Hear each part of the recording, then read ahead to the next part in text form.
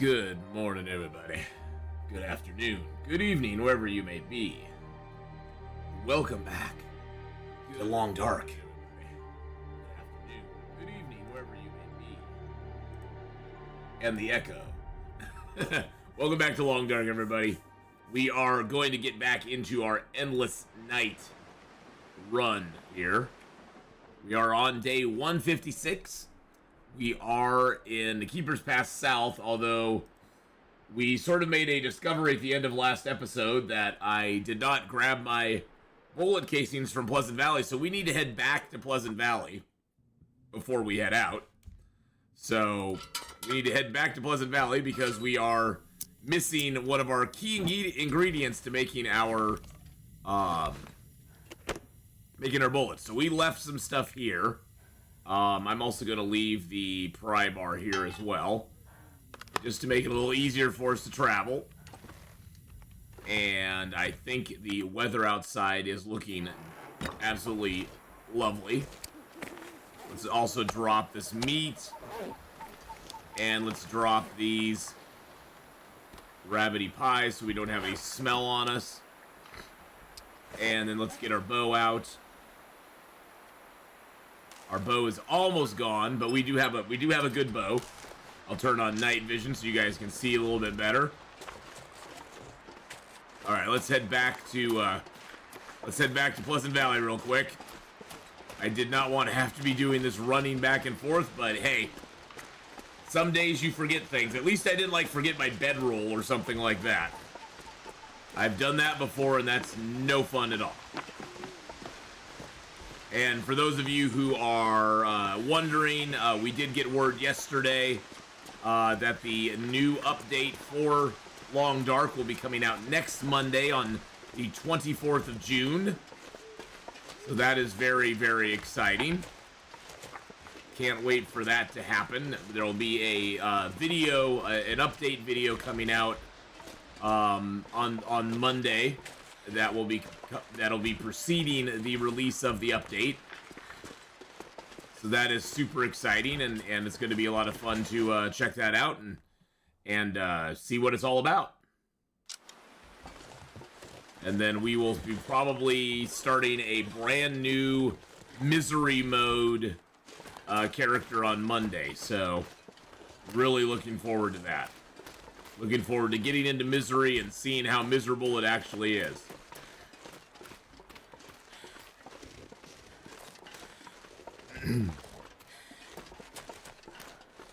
And then this weekend we have 7 Days to Die. Figured I'd check that card just in case there was a battery in there. We got 7 Days to Die. The alpha is over. Version 1.0 is going to be released next Monday as well. And so we'll be doing, and this weekend we are going to be part of the streamer weekend. And we'll have some early access gameplay of version 1.0 of 7 Days to Die for all of you. So that's going to be a lot of fun as well. So Friday, Saturday, and Sunday is going to be a lot of 7 Days to Die all those days.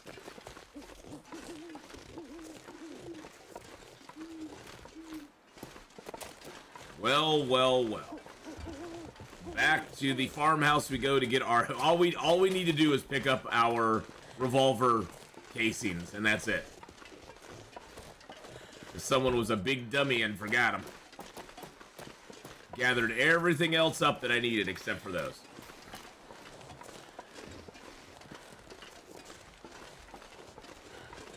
Also keeping an eye out for some mushrooms as well.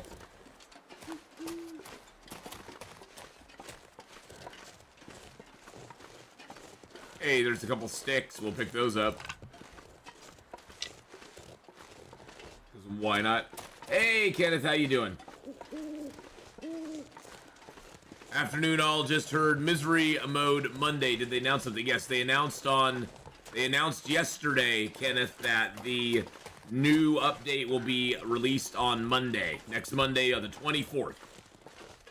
So next Monday, not only is Misery Mode being released, but version 1.0 of 7 Days to Die is being released to the general public as well. So Lots of stuff going on next Monday. But yeah, we're gonna be starting a brand new character next Monday and playing it on the misery mode ourselves.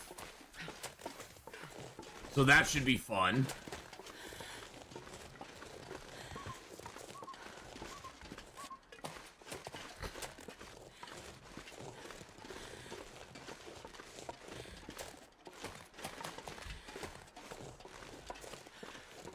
I know there were some wolves over here, but I think I killed them all. Because there was like 4 wolves that I killed right in front of the farmhouse. Well, 3 I killed in front of the farmhouse. Another one ran off with my arrow to God knows where.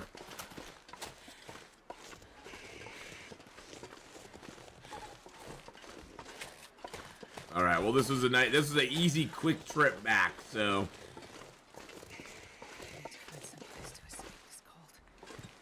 Didn't even really get cold, so shush, my dear. Hey, Farmer Marks, welcome on in. Hello, hello. Okay. There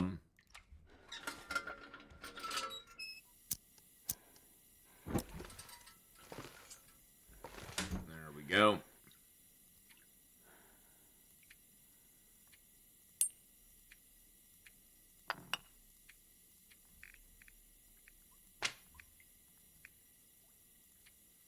I am going to take a few of these items here just to have them.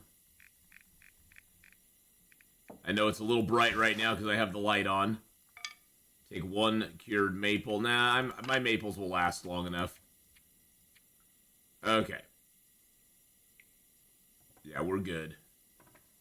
You know, I could leave that here. All right.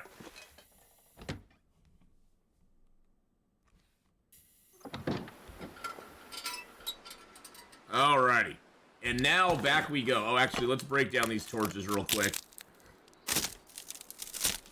Got a couple spare torches here. Then we'll get warmed up just for a second. Yes, I got what I forgot yesterday.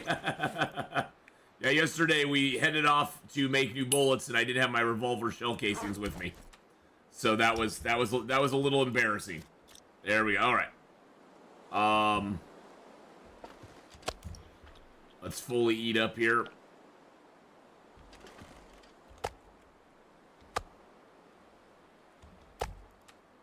You know, I do need a little bit of water, so let's just grab a little water here. I'm going to use my bedroll flashlight instead of lighting up my stuff again. Alright, there's some water there.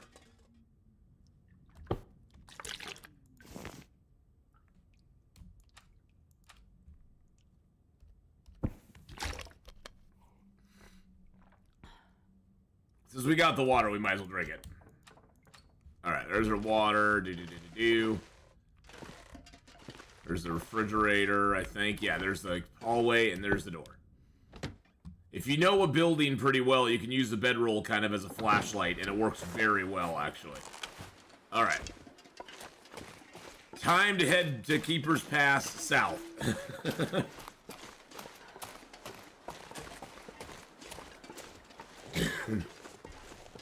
So yeah, we're gonna get to Blackrock today, and we're gonna hopefully, well, we gotta go to the gas mine.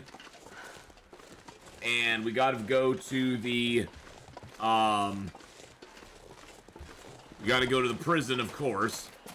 But I think what we're gonna do when we get to Blackrock is we are gonna travel over to the Bricklayers Retreat, because we did leave a bunch of stuff at the Bricklayers Retreat. But I think we'll go to the prison first, drop off a whole bunch of stuff, go to the Bricklayers Retreat, pick up our stuff there, bring it over to the prison as well, so we can sort of consolidate all of our gear at the prison, and then we'll also go to the gas mine at that point too.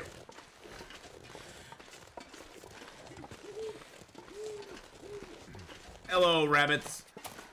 Don't worry, I don't want you. You don't have to be scared. I'm not going to shoot you.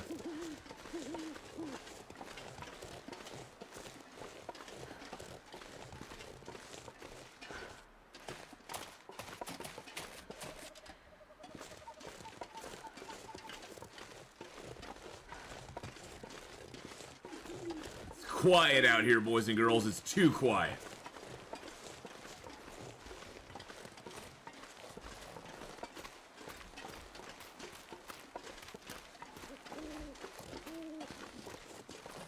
At least the weather's decent right now. Knock on wood. I better knock on wood after saying a statement like that. Now, if we wanted to go up to the radio tower, you can go up this little path here, and it will eventually wind you around to the radio tower.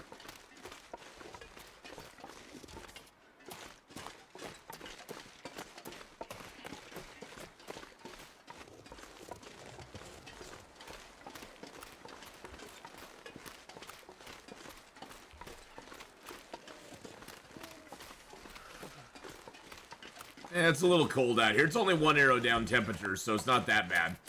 It's only, what, -8? That's not too shabby. We might actually be able to warm up in this car real quick.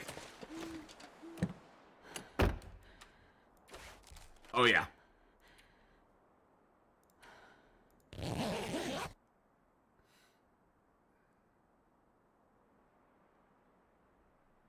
As long as the weather don't change on us.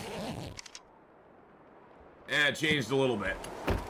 Got a little windier. Oh, now it's triple arrow temperatures down. The wind picked up. That was not what we were hoping for.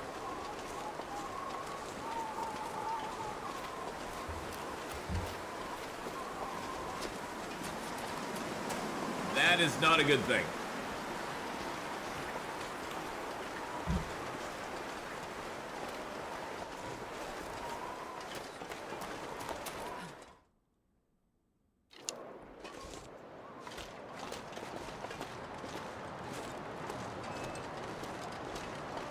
Alright, so stop by the trailer. I think we'll sleep there real quick, gather our gear, and then we'll head into Keeper's Pass North.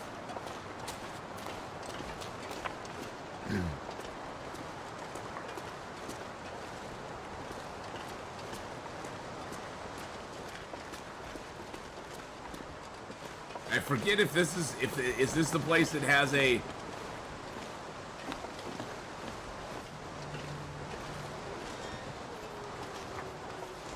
No, it's not. Okay.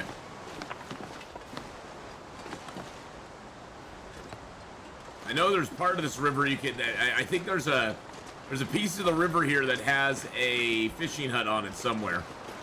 I forget exactly where it's at, though. I may have passed it already.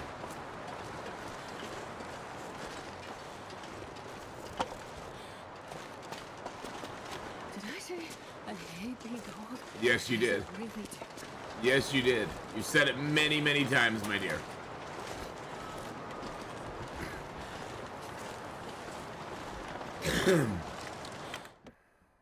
All right.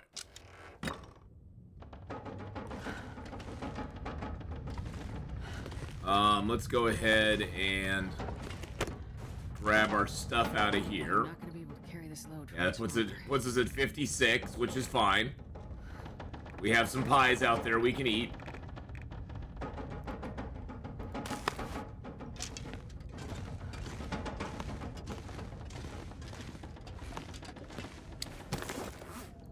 Go ahead and break down the torch there and get a stick.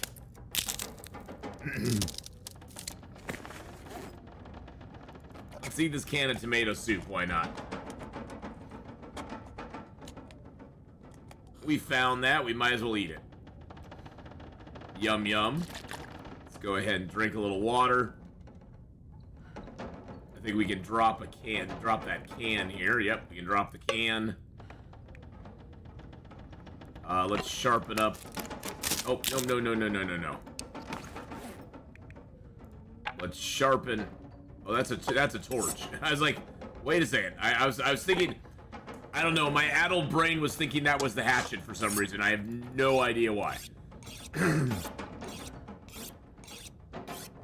There we go. Sharpen that up. Got a few other torches. Let's rip that torch apart as well.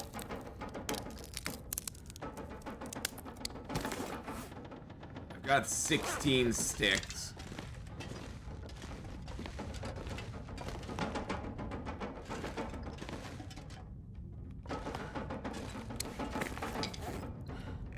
Let's drop most of our sticks here. There we go. That put us at a good weight. It was all the sticks that we were carrying. That's what was holding us back. Alright, sounds like a storm is brewing outside, so let's get a little sleep. Okay, sounds like it might have passed a little bit. I'll crouch going out of here. Okay, it did pass. It's not the greatest weather out here, but at least the wind's not kicking up as much. I know I'm going to have some wolves over here, so I'm going to light a torch. Just to give us a little better view, as well as protect us a little bit from the wolves.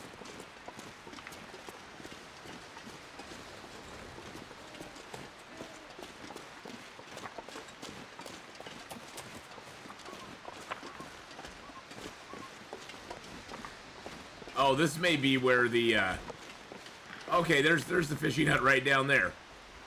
You can barely see it. Yeah, there you go. You can see it a little better now. There's the fishing hut right between those slats. To get to that fishing hut, though, is it's a long ways around, and I really don't want to do it. So you can fish in this zone, which is kind of interesting.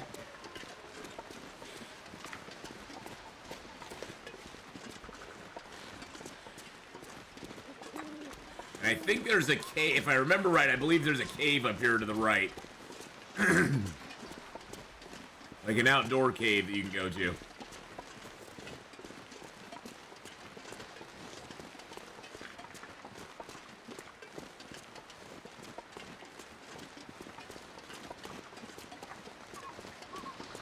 Hey, One Cobra, how you doing, buddy?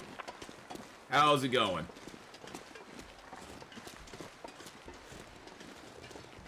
You sent me a whisper. Okay, well.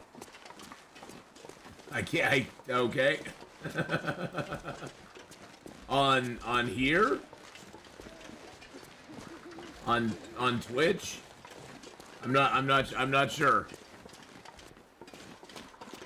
Hey, Janelle. Hello. How are you?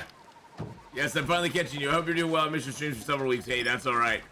I'm doing a lot better now, so. I don't see a whisper.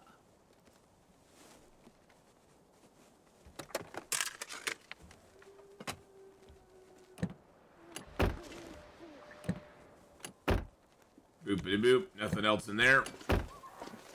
Yeah, I think the cave is over in that direction. Let's see if we can find some mushrooms here.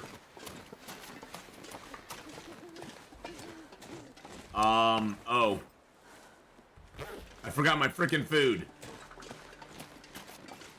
I forgot my freaking food. Good God, I'm just like Mr. Forgetful. Well, Janelle, it's great to have you here. Cobra, it's great to have you here as well. I can't believe I just did that again. Let's grab the mushrooms we can here.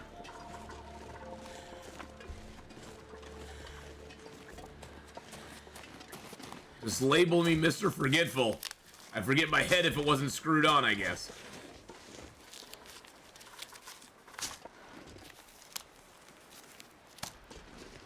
Jeez, oh jeez.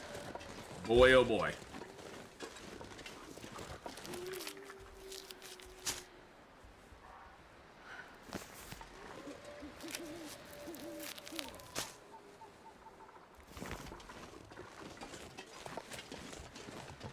Now we gotta go back and get our food. Now we gotta go back and get our food stuff.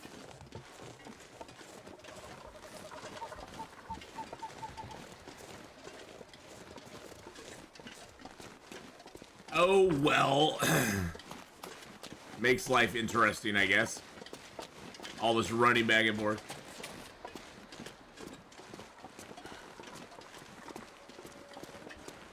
It's a comment on your YouTube. Oh, on the YouTube. Oh, okay.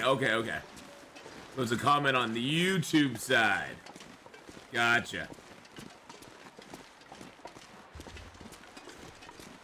Is it about the pump shotgun?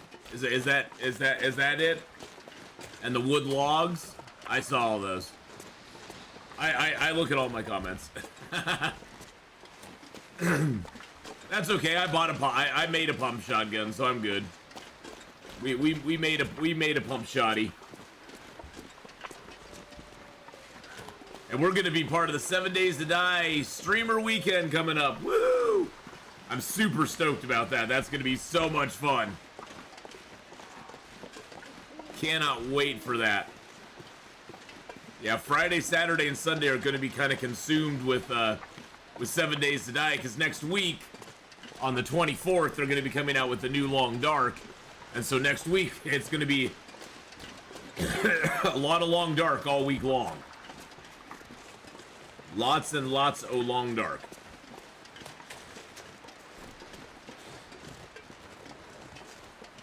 What's our weight right now? 54? Okay, we're good.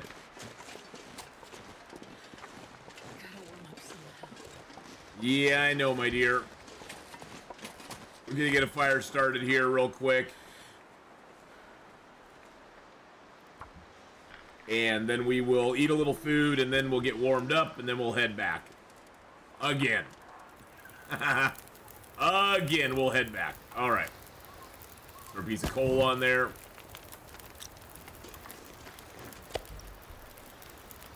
Eat down a little bit of that. Pick up that. Yeah, it's gonna be. I think it'll be great, Cobra. I really do, my friend. And thank you for leaving all the comments on YouTube. I love seeing all those. So, all right, let's holster that. Gonna sit here and get warmed up a little bit.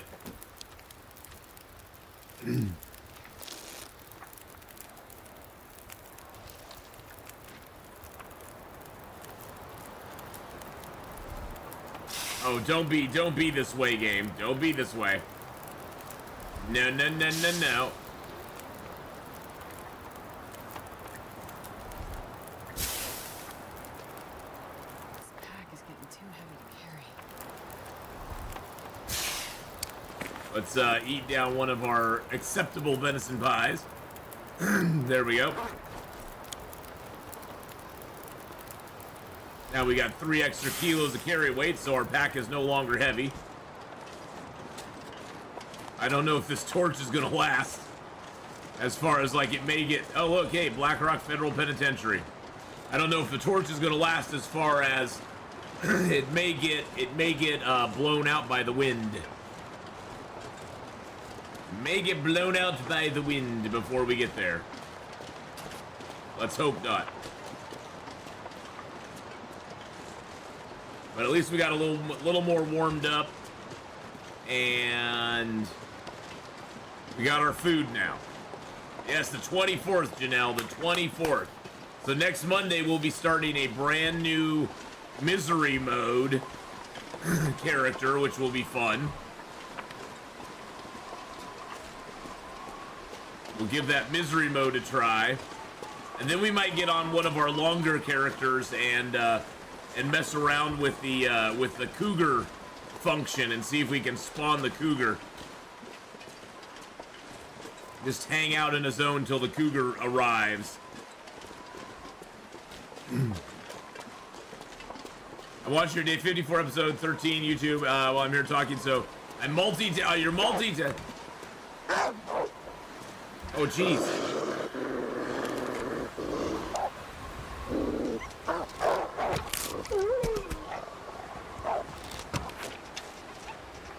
No! Come back with my arrow, you little jerk.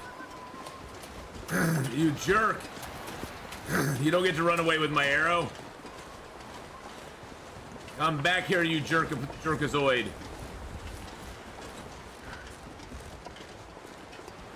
Luckily, this is a pretty small zone, so I should be able to find him.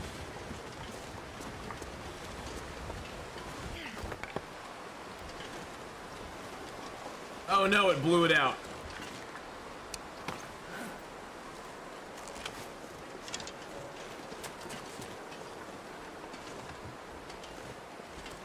Okay, let's check the truck here for a battery. But yeah, Levy, that's probably Rip Arrow. R.I.P. Arrow. Oh, there he is. He's running back that direction. Okay, we'll keep an eye on him. He ran back that way, so We may have to backtrack to get our arrow back.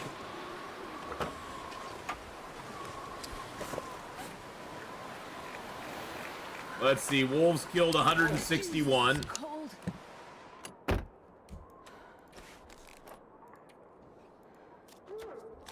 All right, there he died. We heard him die.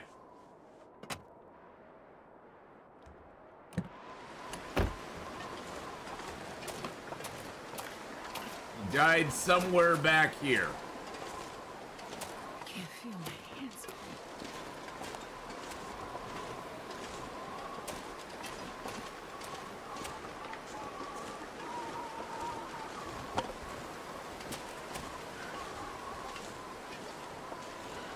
Yes, the new update is going to be coming out very soon. The 24th, as a matter of fact.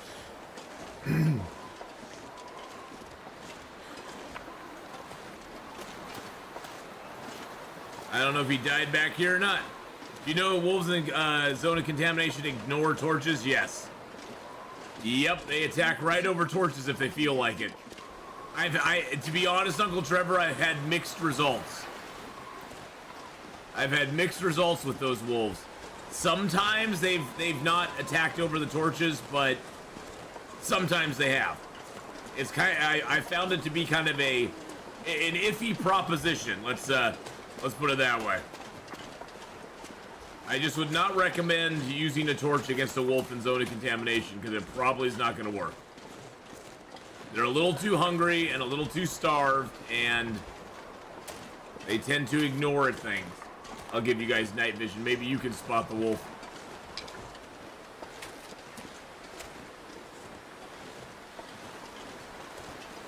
I mean, I heard him die.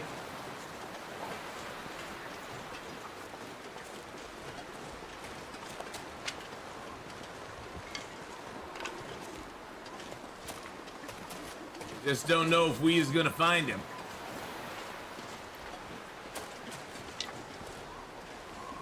Maybe he died down the hill from us.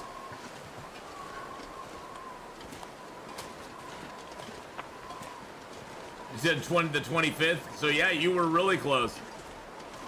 You're almost right on the nose.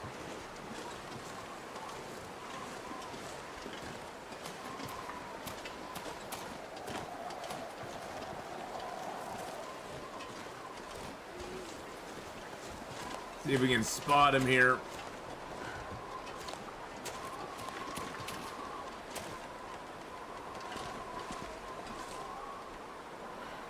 Yeah, it's so hard to spot animal. Oh, there he is.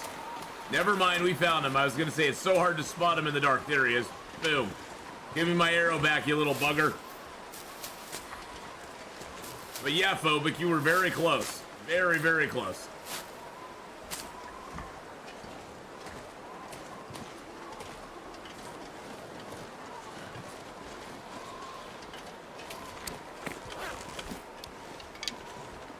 Grab a few more sticks here. All right, time to get into the cave. We're getting a little cold now.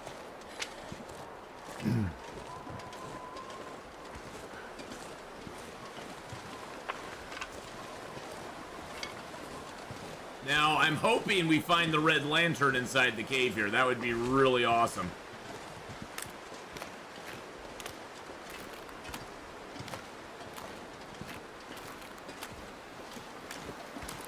It's a hope. It's a hope and a dream. Let's put it that way. Hey, there's a little birch here.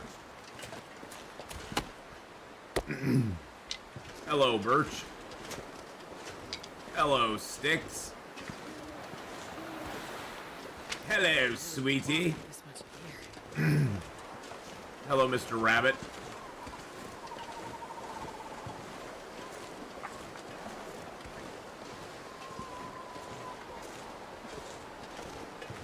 Oh, we are a little bit overweight now. Interesting. Well, we're going to be using up some torches in here, so that will cut down on our weight a little bit.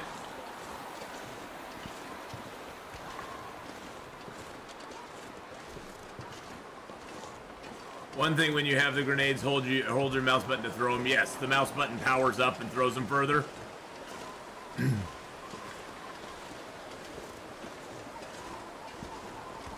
Yeah, I never use the grenades or anything like that that's thrown very much.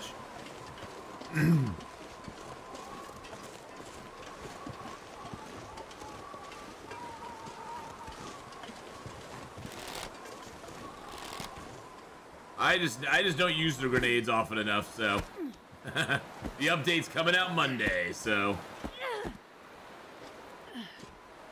I like the idea of the grenades, I'm just not that good at using them. They never seem to go where I want them to. I can never get the grenades in 7 Days to Die to go where I want them.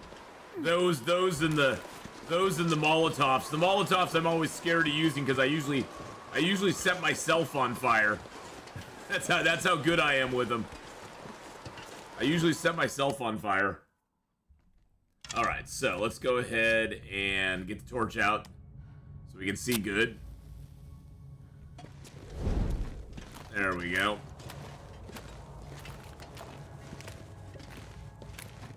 Yes, but I believe the video's at 10 and then the update will be shortly thereafter, but I'm not 100% sure.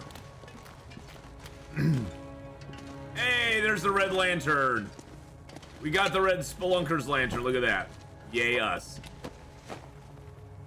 I guess I don't need night vision in here now. Hey, some revolver ammo. Or some not revolver ammo. Wow, that actually has some stuff in it. Okay, let's put that away. I was hoping that was going to be in here since I hadn't found it yet. All right, let's rip some of this stuff apart real quick.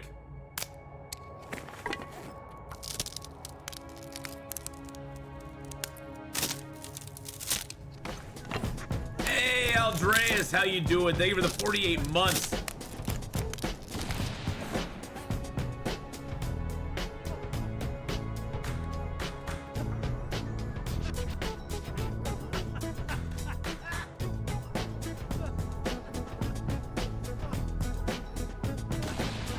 Thank you, Aldreas, for the huge 4 years. Yeah, I never get to the point where I make the rocket launcher, Cobra.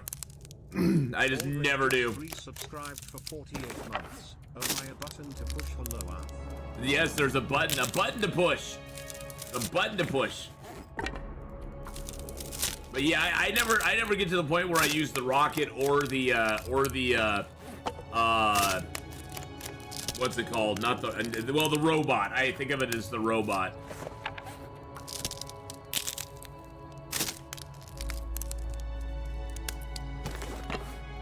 All right, we're just gonna break down most of these torches because now that we have the red lantern, okay, we're gonna break down this lantern as well. There we go. Oh, the robot in 7 Days to Die. The what do they call it? The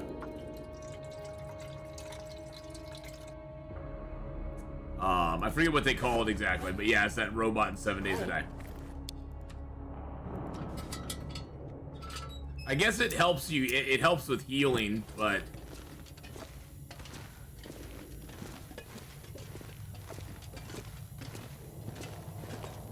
we're still a little on, yeah, we're a little on the heavy side. Let's go ahead and eat.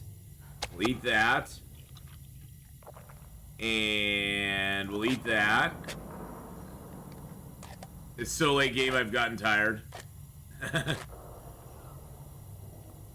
Yeah, I never really use that. I've looked at the rocket launcher before. It just seems like it does a lot of, the rocket launcher seems like it does a lot of block damage. And I don't know if I want to do that much block damage. There we go. We'll drop that. Oh, did I? Do I not have my? I didn't have my. There we go. Now we're unburdened. Now we're unburdened. Yay! Yeah, I've never done the Darkness Falls mod, so.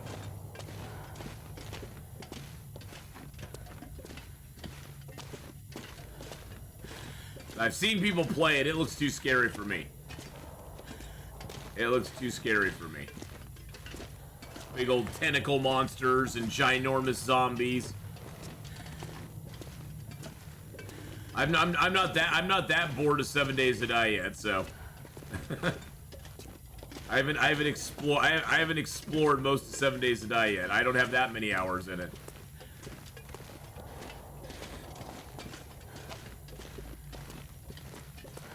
All right, which way do we go? Which way do we go? I guess we're going this way. For lack of better way to go. Yeah, I think I've seen gun nerds in Steel. I think I've seen a couple other things.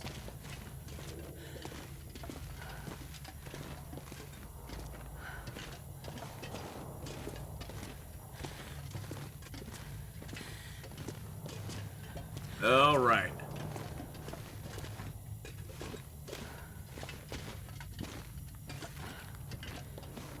But yeah, Cobra, I'm gonna have to try the rocket launcher at some point.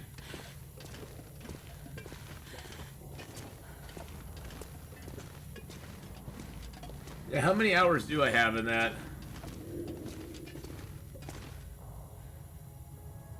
Yeah, I just got 712. Yep, you're right. 712 hours.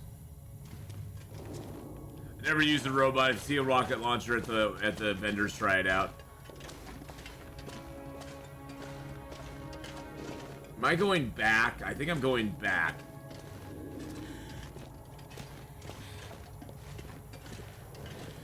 Well, I mean, compared to the long dark hours I have, it's not that much. Oh, I just went in a circle. I went in a circle because that's the tunnel we took.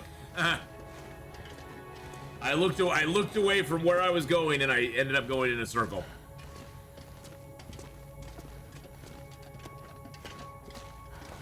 I looked away. Look away, baby, look away. I think we're supposed to go this way. Is there something up on this little ledge here? Nope. Now, this lantern does not give you as much illumination as the other one does, but man, the fuel lasts so much longer in this lantern. It's so very nice.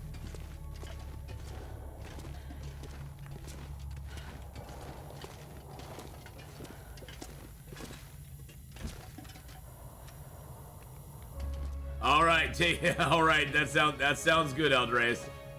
Have fun in some Eve. Will I ever try Long Dark with mods? Nah. I don't see any point to trying it with mods. There we go. Now we can get a little bit of rest here. Yeah, I don't really see any point in doing Long Dark with mods. There's enough stuff. There's enough stuff in Long Dark to keep me busy.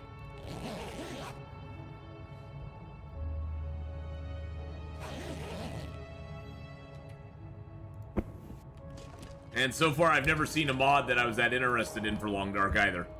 And I think I don't think any of the mod. I don't think you can mod it off of Steam. You have to mod it. You have to mod it using some third party something or another probably. And I'm not good at doing that, so not good at doing that, so I probably would not do any modding on the Long Dark. Whoa, it is really dark out here. Let's give you guys nighty vision.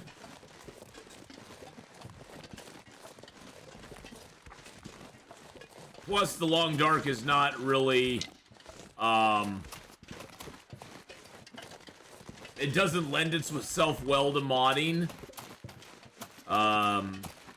because they don't really encourage modding in the Long Dark. Now, somewhere down the road, it may be more moddable and the mods may work a little bit better, but right now, most of the mods I've heard of, they work okay. Like the multiplayer mod I heard is kind of janky. It works, but it's kind of janky.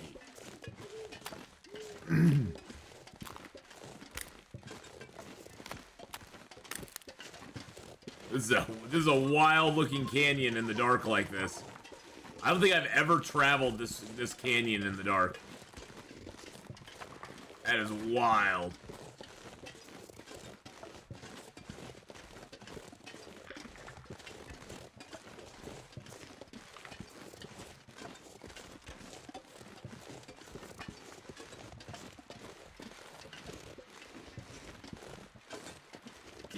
Keepers Pass North and South are just such long transition zones with not a whole lot in them, to be honest. At least Keeper's Pass South has the trailer and it has a fishing hut in it, I guess. The Keeper's Pass North has that one broken down, kind of janky cabin, and that's it. Hey, Rabbits, how you doing? I tried to play game mod twice. First time didn't even manage to run a game with mods. Second time I did, but the game was in one way or the other broken. Doesn't surprise me. Raph is not real. He's not real open to people modding his game. Let's just put it that way.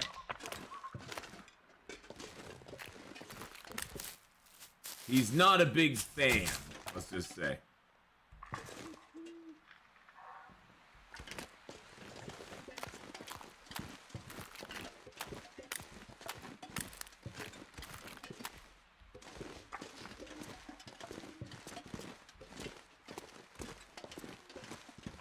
I cannot see crap.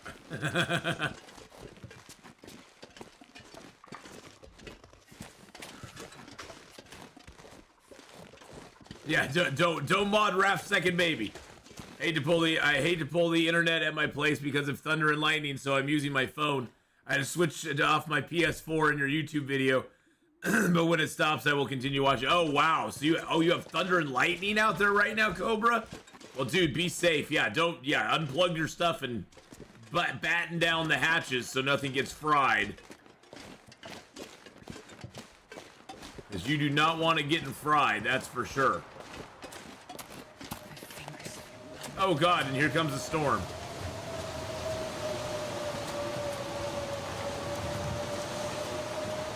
Good lord.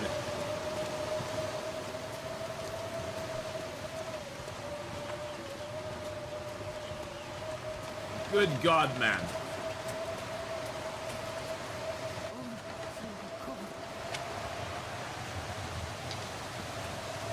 Better pick up the wood that I can, because we're gonna have to wait out this storm in the hut.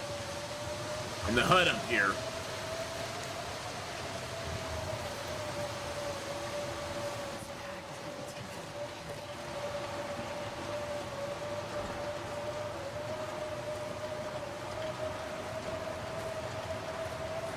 Yeah, I think Aldres, he's just worried about the power surging, like going off and then surging and coming back on and blowing out circuits and stuff. I know when we have a really bad storm here, I usually unplug all my electric stuff, all my computers and everything. I just unplug them direct. I just take them out of the wall completely. I just don't want to risk it. Even with surge protectors, it can still harm my stuff, I'm pretty sure.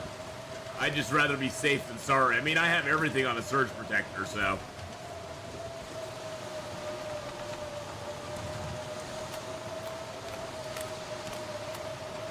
I just unplug it all. I have too much money invested in electronic equipment.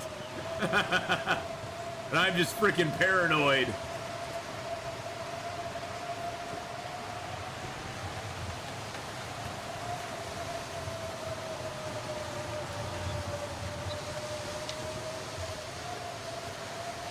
Oh, we should be coming up to it here pretty soon. I think.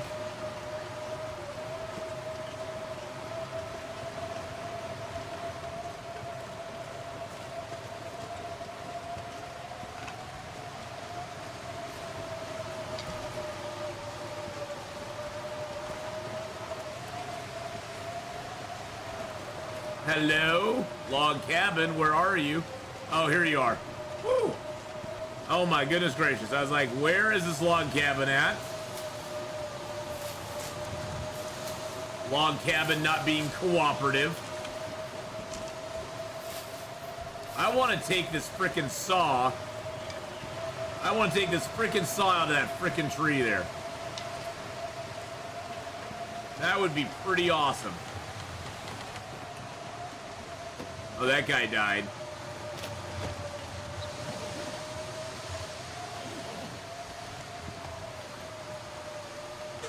All right. Get a stick and one of our cedars, and let's get this going. Woo! I remember one time when we had some people nearby had their house struck by lightning and everything got fried. You know, in Sweden where I live, we sometimes get summer weather. Get a little summer storm of the light thunder and lightning kind, huh?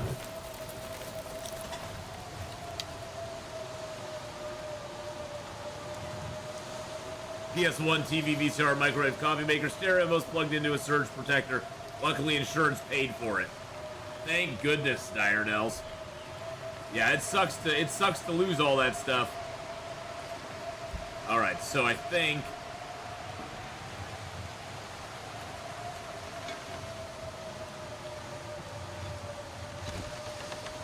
get a little water going. Let's get a Prepper's pie going. Oh yeah, we got enough for 2 more Prepper pies. Nice. We're Prepper pieing up. We're suiting up.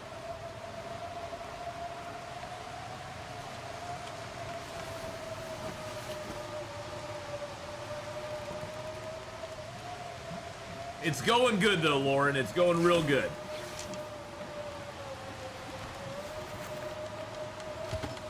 There we go.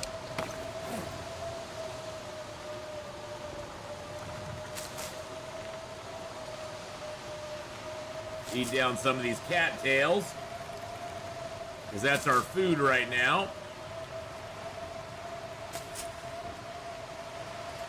I'm honestly hoping we get the moose at the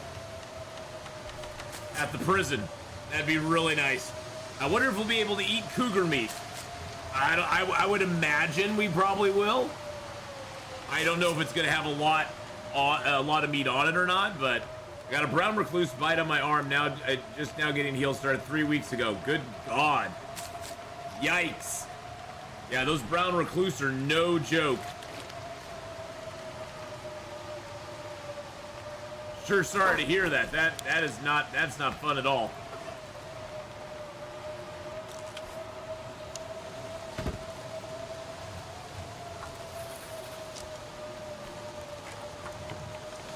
Get one more Prepper pie made. There we go. There's nothing we can break down in here for wood, huh? Nope, none of this is breakdownable. Okay. At least the whole thing is protected from the wind. I guess that's something.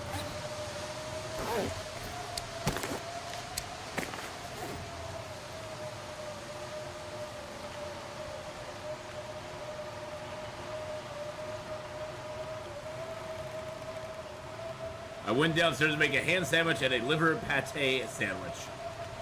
I'm going to be making a chicken salad sandwich here soon. Oh, we can drop that can.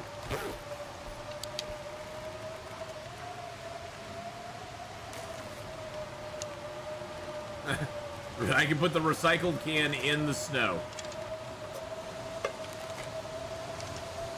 Here, buddy, you could have the recycled can.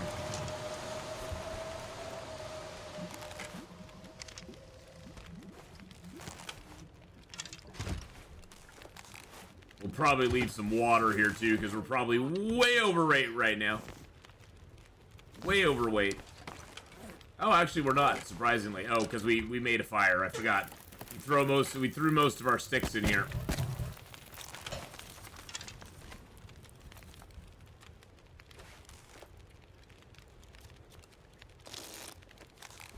There we go. Now it got a little more light out. That's perfect. Really? Is it gonna do this again?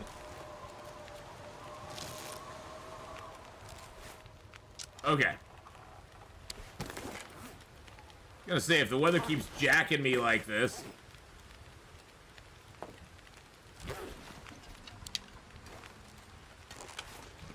Alright, let's go ahead and make a bandage real quick.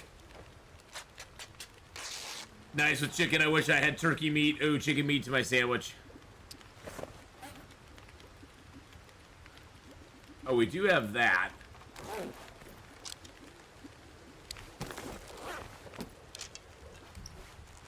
Okay, that's just hot now. I'm gonna rip this apart.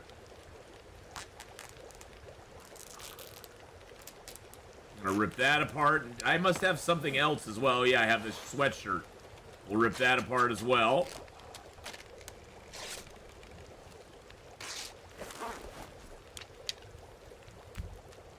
I don't want it to be too windy out when we're traveling.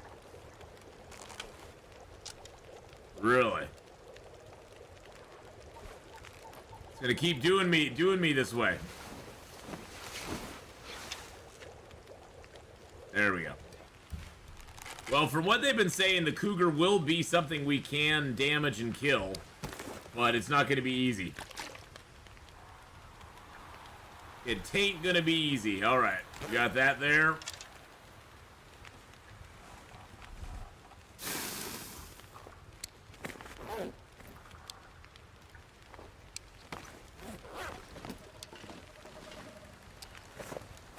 Need another venison pie. Get us down the road. There we go.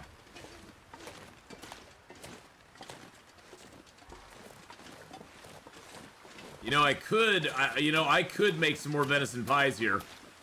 I think I will, actually. We got a deer right here. I could harvest him. As long as he's got enough meat on him, I could harvest him and just make some more venison pies real quick. I've had a lot worse ideas.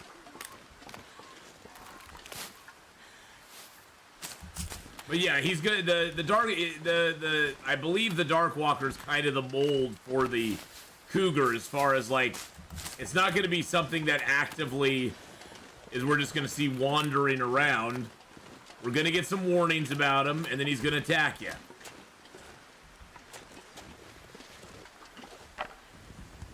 Ooh, nice. Okay. Hey, Black Strider, how you doing? So yeah, the cougar's not going to be something we want to mess with, that's for sure.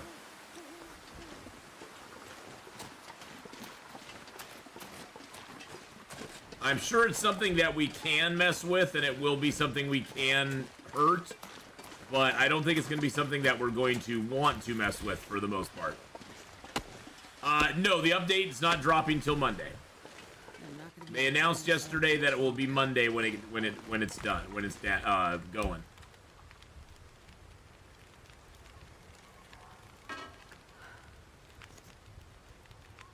Get some venison pie made. There we go. Beautiful.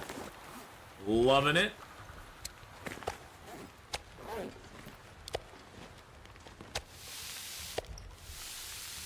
You'll get a little venison meat there. Yum, yum.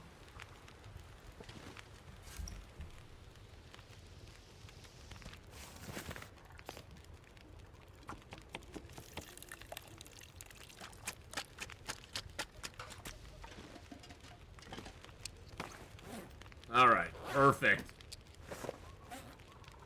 Now we'll have 6 more venison pies. That is amazing. We'll eat the last of that one. We got those 2 there. There we go. All right, let's go. Been playing Green Hell, janky compared to Long Dark.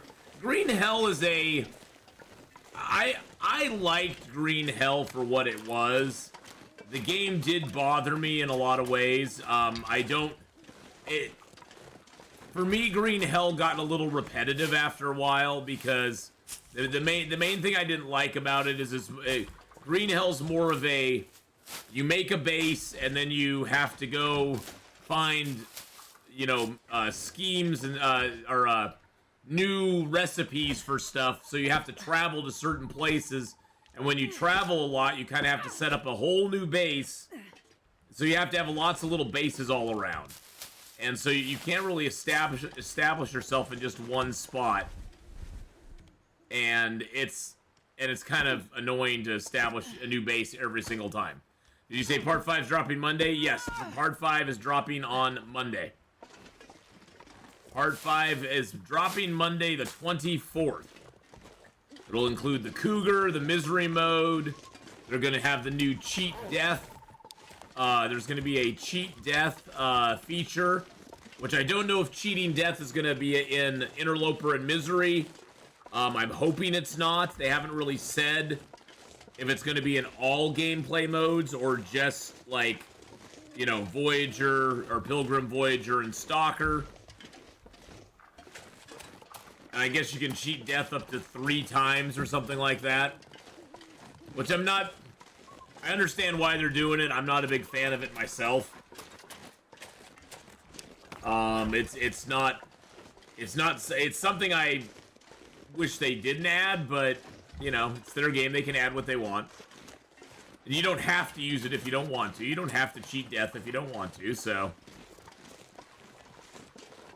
It just always... To me, it always was a big selling point of The Long Dark, being the hardest survival game out there, that there was no way to cheat death. You had one life. When it was gone, it was gone.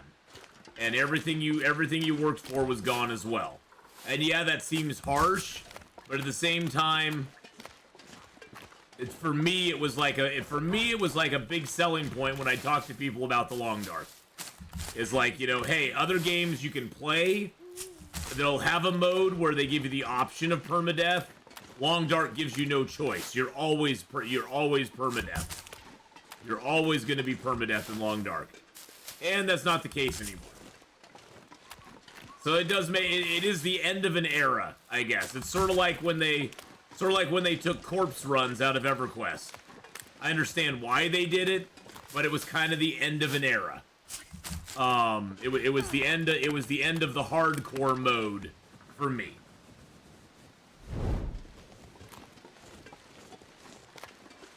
And them having the cheating death thing, you know, and like I said, I get why they're doing it. It just makes me a little sad.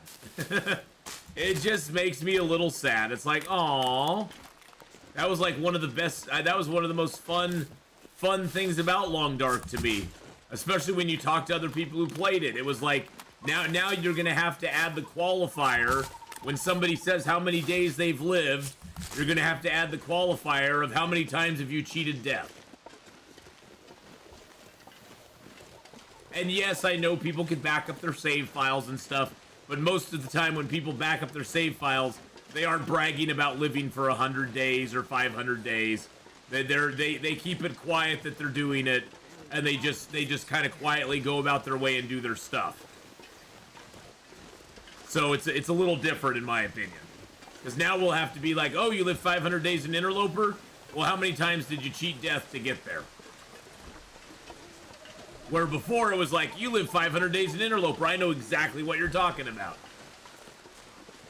But I get it. Like I said, I get why they're doing it. Doesn't mean I have to like it, but I get it. It will definitely bring more... It'll bring more appeal to the game to a lot of people, and that's always a good thing, so... Oh, there's gonna be... I guess there's gonna be big penalties for cheating death. At least from what they said... From what they said in the dev diary, if you choose to do the cheat death thing, you'll have to... You'll incur a penalty for cheating death. You'll lose stuff, or you'll lose maybe some of your health or something, overall health or something. I don't know. There was a announcement yesterday, Alex, that they are going to be releasing Long Dark. The 5th update to the DLC will be released Monday. Yeah, it's for the new kids, and that, you know, and that's okay. I mean, you know, it'll definitely, like I said, it'll bring more of a mass appeal to the game.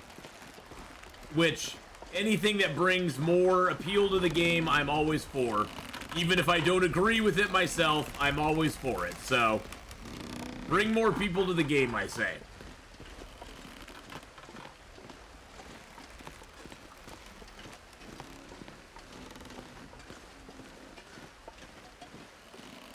Yeah, you know, and who knows, Lawrence, they may have multiple different penalties for cheating death.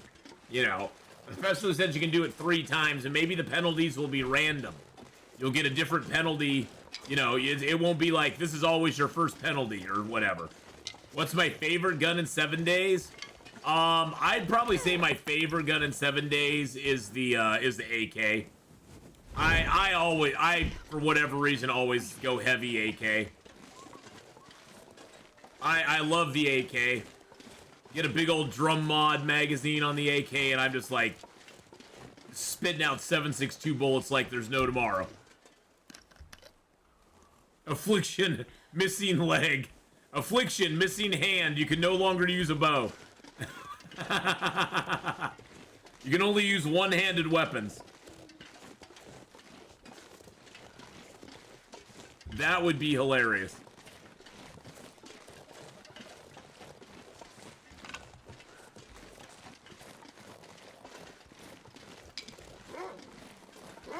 Hello, Wolfie.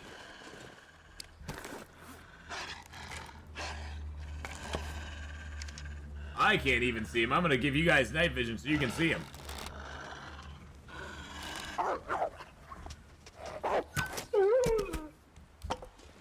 Hey, you know, buddy, I've been needing a little bit of food.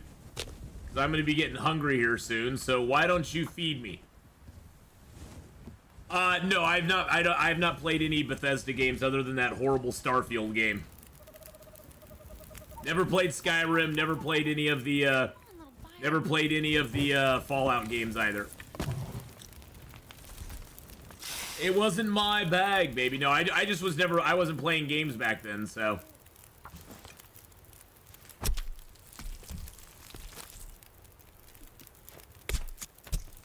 You know, I might like Skyrim Black Strider, but I'm not ever going to be playing it. I can tell you right now, I'm not looking backwards for those games. Oh, that's great. The fire's going to get blown down.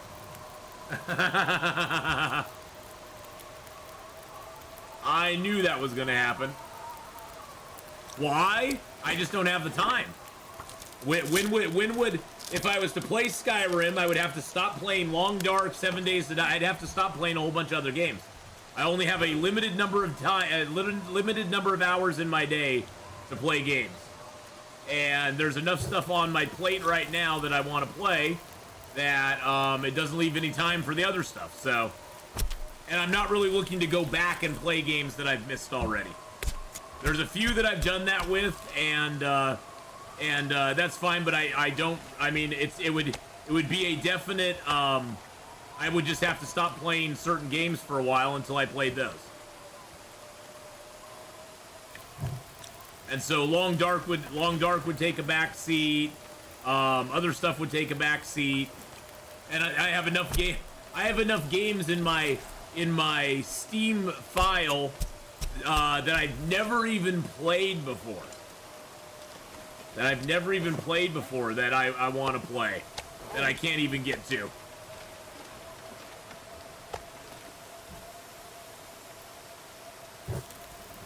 So it's more of a time thing than anything else.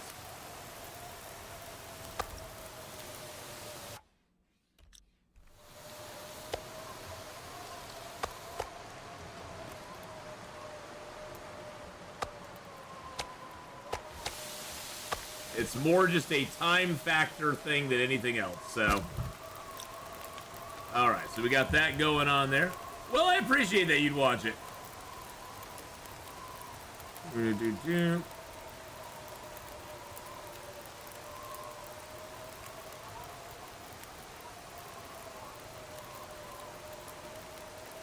Oh, my friend got her new glasses today. I have enough games to last. If I never bought a new game from this point forward, I would have enough games to last me for the next 10 years, probably.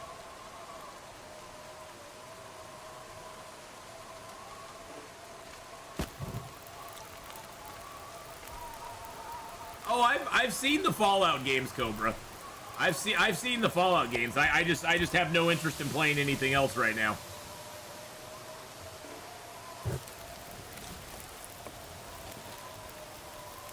We're just trying to nurse this fire through the night.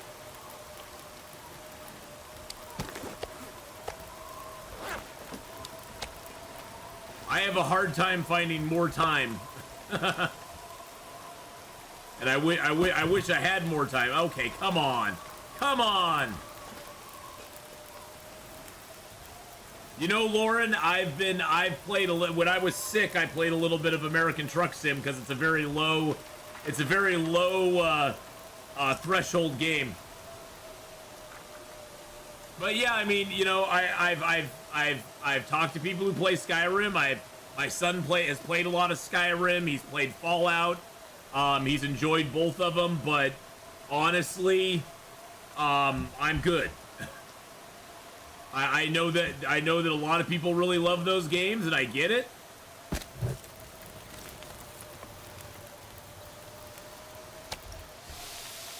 All right, we got a little bit of wolf meat. We're just gonna leave here.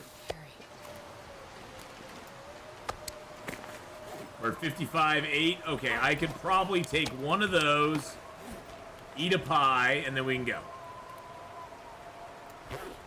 There we go. Alrighty-ighty.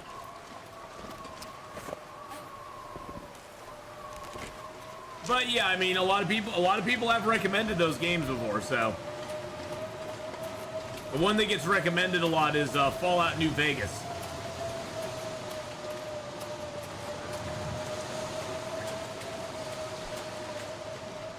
Although a lot of people I've talked to as well have said that a lot of the Fallout games, and Skyrim especially, are way better when you mod them. They aren't as much fun if they're not modded, so. What brings me back to American Truck Sim? Well, this weekend when I was sick, I just started playing a little American Truck Sim because it's a no-brainer kind of game. You don't have to think about it at all. You're just kind of driving along, taking your stuff. It's very relaxing, yeah. It doesn't take much effort to play. Plus, I enjoy it, so.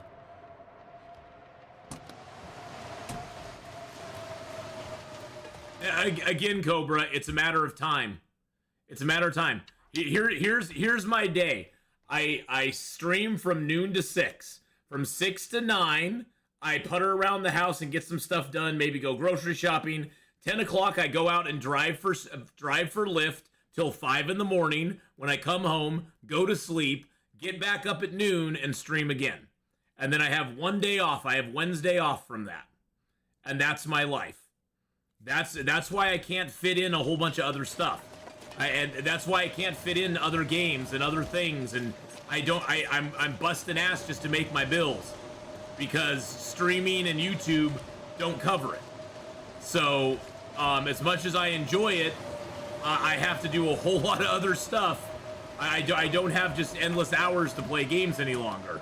I kind of was able to get away with it for about a year because I had some savings, but I've gone through all of that, and things never really materialized the way I was hoping.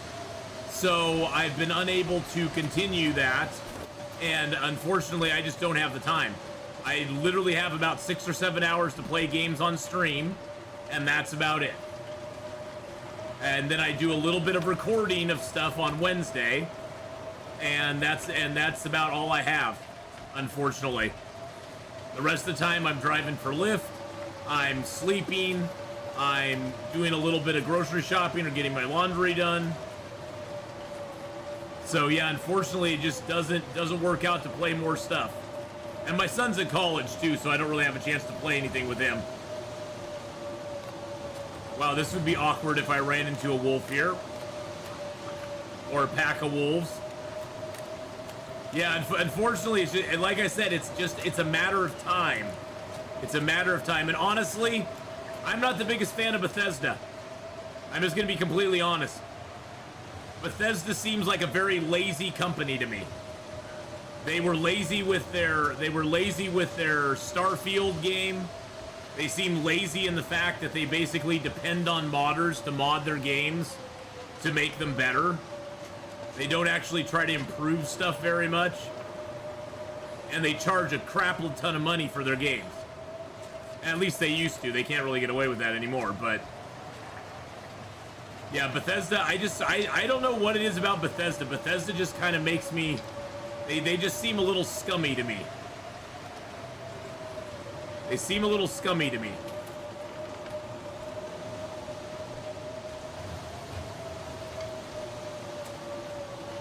I played unmodded Minecraft. Oh, crap on a stick. You've got to be kidding me.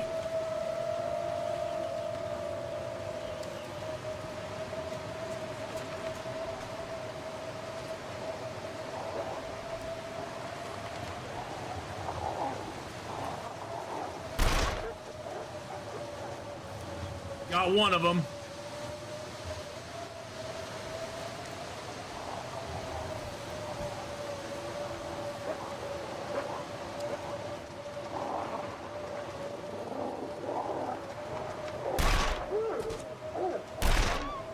Got him too.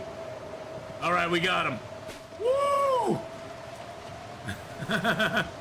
Oh, well, I never feel forced to play anything. I'm just explaining my reasons why I won't be playing either I mean, if they came out with a new Fallout, I might play it, but they came out with Fallout 76 and I looked at it and honestly I had no interest.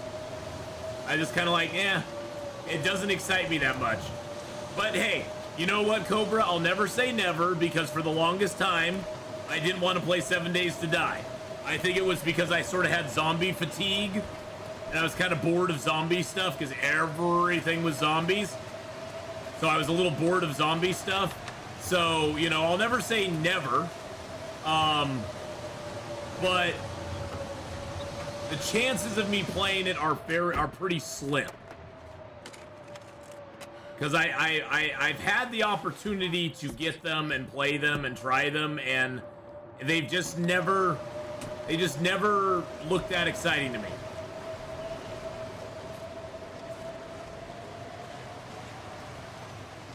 But, you know, you never know. You never know.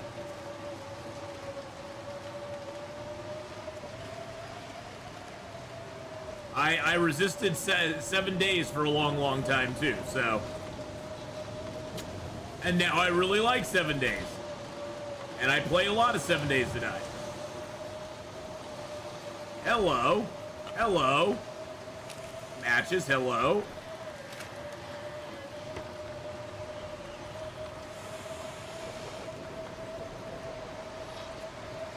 Alright, let's get inside. We're freezing our ass off out here. Woo! Oh, it's actually kind of light in here. Now, why is it light in here? Why can I see stuff in here, yet it's pitch black in the dam, in the Carter Hydro Dam? What the actual hell? This will come in handy. Practical gunsmithing, that will come in handy. Okay, I do sort of need my lantern. I do sort of need my lantern. Now there's a blizzard. There's actually a blizzard going on outside right now. That's the funny thing. There's a blizzard outside at the moment. So there's no chance of an aurora. There's some coffee and some peaches, some tuna. One of them's.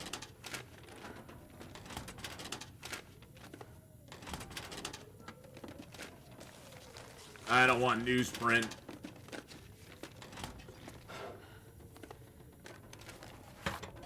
I'm gonna take the newsprint and I'll put it all in the same place. Let's put it in the locker out here. Yeah, we're a little on the heavy side right now. Heavy D and the boys.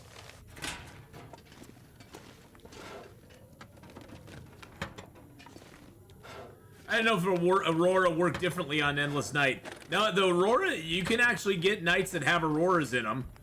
Just like a regular... and it's just kind of like it just happens all of a sudden. It's kind of weird. Hey, there's a battery. Now I could fix the transmitter here, but I think I'm gonna take that battery and I'm gonna turn it into scrap lead.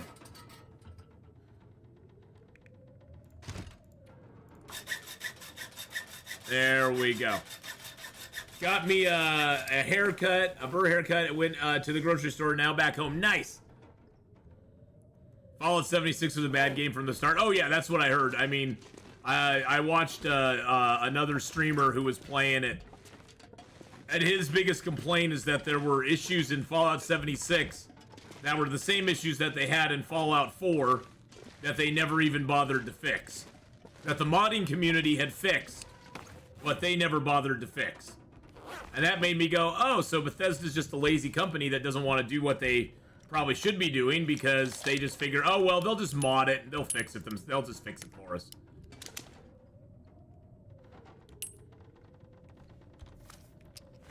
And then, of course, you know, Starfield, that giant, enormous disaster of a game. I mean, I played through all of Starfield. I tried to play through, like, I tried to play through the Game Plus thing, and I just got bored. I was like, do I really want to do this again? No. No. They have good games, don't focus on the negatives. Well, you know, you got to look at the whole, I always figure you got to look at the whole picture. I mean, yeah, they have some good games from what I've heard. I mean, it seems a little weird that Skyrim's been out for how many years now, and they've you know, they're still milking that cow instead of putting out a new game that's good. Another new game that's good. But hey, you know, GTA 5 is the same thing. GTA 5's been out forever. And I have a feeling GTA 6 is probably gonna underwhelm people quite a bit. I know people are getting excited about it, but I have a feeling GTA 6 is gonna underwhelm people a lot.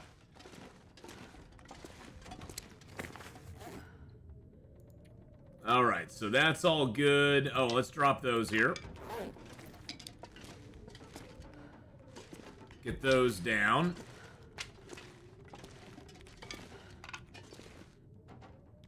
There we go. Now, do I want to leave the hides here? Not really, no. We're at 58.75.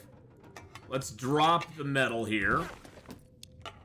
I don't really need the metal for anything at the moment. Actually, though, nah, I don't need it. I don't know. I'm sure they have Red Dead Redemption 3 in the works. I would be curious to see a RDR3. I'd be curious about it. In this day and age, I think they sanitize it a little too much for my taste, to be completely honest. I mean, I don't think it would be as good as Red Dead Redemption 2. I'm not going to be able to carry this load for much longer. There was a lot of stuff in Red Dead Redemption 2 that has been put on blast in the last couple of years that people have gotten upset about that you can do in Red Dead Redemption 2. I just have this feeling they would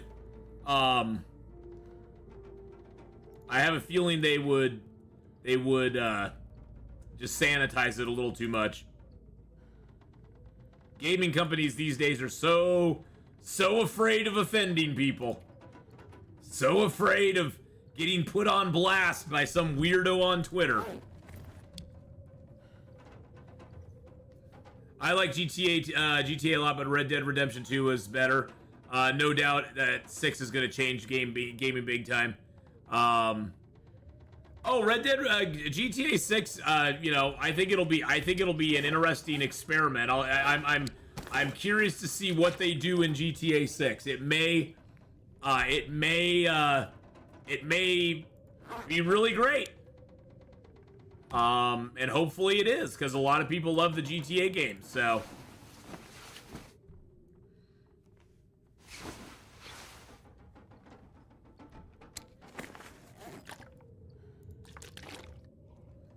I've seen a lot of stuff lately that's been hyped up to heck and has been a total absolute flop when it actually came out.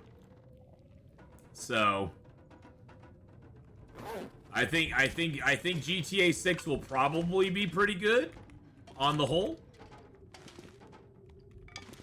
But I guess we'll wait and see.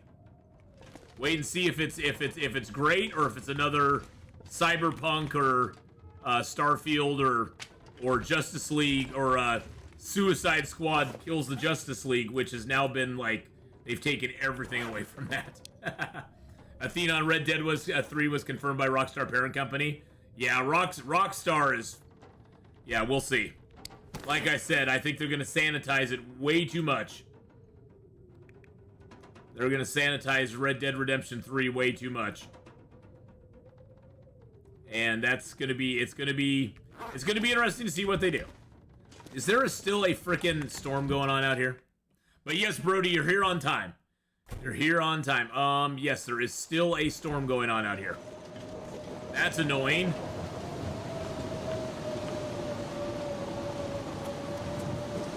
We'll grab the scrap metal here. We'll get that.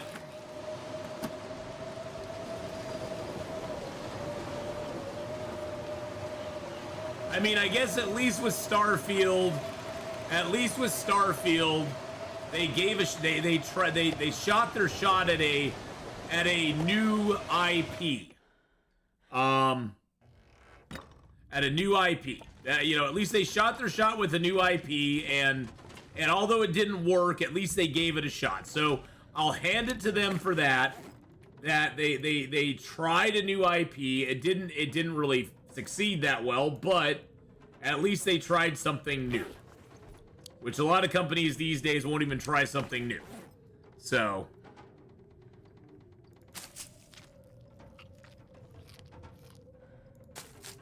well, you know, Kenneth, you know, that's the thing about Red Dead Redemption 3 that I'm worried about is like, I'm sorry, in the Wild Wild West, there wasn't a lot of DEI, so the Wild West was a pretty, it's called the Wild West for a reason. It was pretty non-inclusive, non-tolerant, not very forgiving. And it was very people kind of stuck to their own in those times. They didn't really there wasn't a lot of people, there wasn't a lot of acceptance and understanding going on in the Wild West. I mean, I must say I love the interaction that Arthur always had with Lenny. Lenny was like one of my favorite characters, but they even dealt with that in Red Dead Redemption 2. They dealt with it in a more realistic way than I think they would nowadays. They dealt with some of the prejudice and some of the ostracizing that Lenny would have felt back then in Red Dead Redemption 2. You know, and so it's one of those things where it's all about sort of how they handle it. And unfortunately, yeah, I like Charles too. Unfortunately, I think the way they would handle it now, today, would be completely different. Yeah, aside from Arthur. Arthur was always kind to Lenny. Arthur was a good dude when it came down to it. I think that's the thing that I liked so much about him, is that he was kind of one of those rough and tough, but he kind of had a heart of gold when it came down to it. So it'd be interesting to see what they do today. When I played Fallout 4, I played it both modded and unmodded. Both worked just fine. When I played, and that's me, I just like to say it's not all's cup of tea. All folks have a right to how they feel about what they like. Yeah, you know, and that's the beautiful thing about video gaming, is that what one person likes, another person may not like, and that's totally okay. That's the joy and beauty of video game playing, is not everybody is going to, you know, like the same stuff. That's why there's so many different video games out there too. Let's go ahead and eat a pie. So we get a little extra carry weight. And then we'll take that, and we'll take that. Looks like it's a beautiful night out. Just gonna walk down the road a little ways with our torch out. We did kill some wolves, so that's good. Micah was your favorite antagonist. I hated Micah. I so wanted to kill Micah so many times in that game. Oh, he was like the unkillable NPC.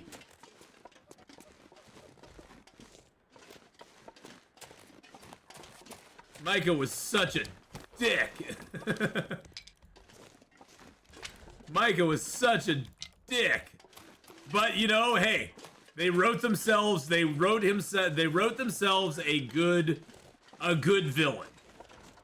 And you could sort of tell he was kind of a villain from the get-go. Now Dutch, I honestly think Dutch had the right intentions. I think he kind of got sucked in.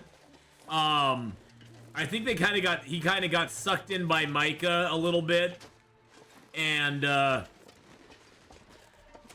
think Dutch in the beginning had good intentions, but you know, the road to hell is paved with good intentions. So you can get his pistol early using a glitch in Act 1. I heard about that, yeah. Powers Booth from Deadwood. Oh, Deadwood was such a great show. I like Deadwood.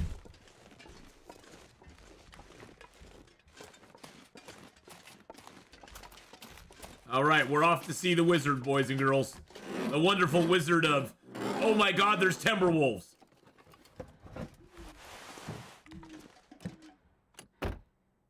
A newsprint? I don't want a newsprint in the car. I want something else in the car. And nothing there. And nothing there. Oh, stop shivering, Astrid. You're fine. Was that, oh, what was her name? See, I thought they should have done a whole DLC just with her bounty hunting. What was her name? Was it Molly? Was it Molly? I forget.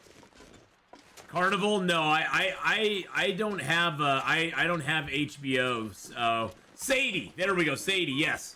Thank you. I thought they should have had a whole DLC of her doing bounty hunting stuff.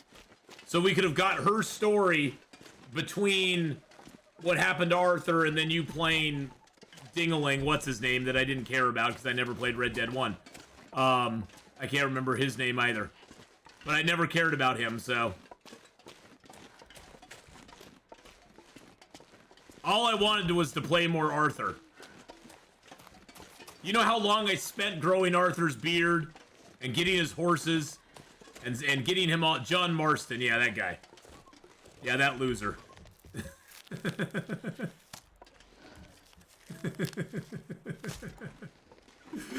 Now I've just triggered everybody. They're like, no, John's the best. I honestly didn't care about John Marston. I did not care about John Marston at all. When I got to the point of playing when I was playing Arthur, I was all into the game. I was doing side quests. I was like all excited to do all the things I could with him. I would go up into the hills and hunt with him. When I got to playing John Marston, I was like, all right, let's just get this over with. Let's do the story and just get her done because I just don't care anymore. They made me invested in Arthur. They couldn't jangle key. That I'm talking as a person that had no experience with Red Dead Redemption before. So they couldn't jangle keys at me with John Marston and go, "Oh, look, here's the guy you love." I didn't care about him. John Marston was a side character to me. And when I got to start playing him, I was like, "Really? I got to play this guy now?" Okay. And so I just like pushed through that as quick as I could. Why not make a DLC with all the NPC in the game from Dutch younger days and so on? Oh yeah, totally. Oh, I did too, Brody. The second time I played Red Dead 2, I never even got to the second. I went to like chapter 3 or 4, and I basically just didn't progress the story any further. Because I didn't want to. Because I knew what was coming. And I was like, I don't want it. I was like, I don't want it. But yeah, that's the thing, Black Strider, is I never played Red Dead 1. So I had no attachment to Marston at all. And so for me, Red Dead 2 was about Arthur. And being able to play Arthur. And when that was no longer available to me, I didn't really care. Which I think, and I'm just coming at it from somebody who just never played the first game. So I'm not a console player. I don't play games on console. And at that point, Red Dead 1 was not available on PC. So what can you do? when a game ain't available and you can't play it. You know, you gotta go with it. You gotta go with what you know. And it just made me sad when I couldn't play Arthur anymore. I wanted to play Arthur more. I mean, there were times when I'd just go up into the north and just hunt with Arthur for like days. Got my girlfriend playing on Voyager. She hates Blackrock. I don't like. I'm not a big old guy fist in the air. That's all right, Black Strider.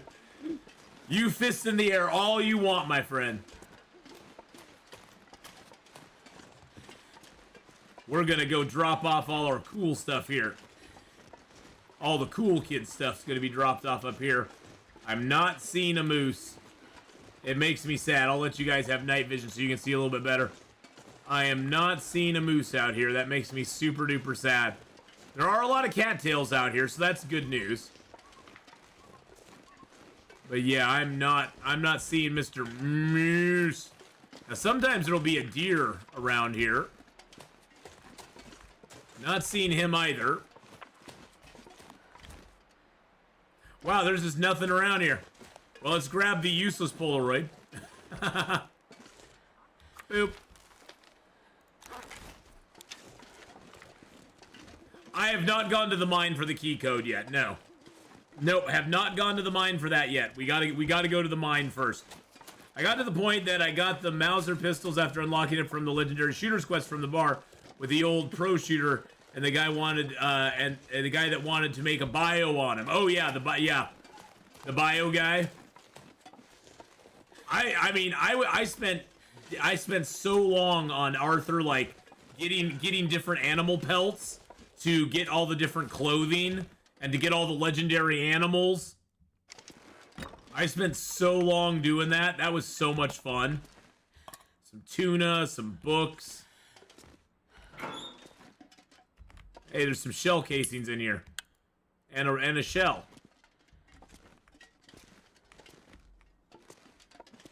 Yeah, I spent so long with him doing that stuff. The cougar, is the legendary cougar or just a 3-star cougar? Because the 3-star cougars were a pain in the ass.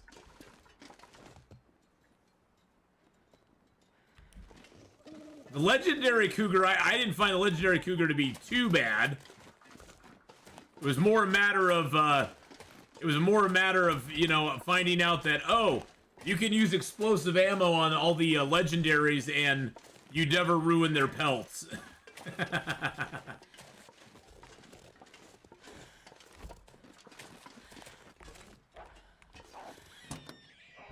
Are you killing my rabbits out there? Those are my rabbits.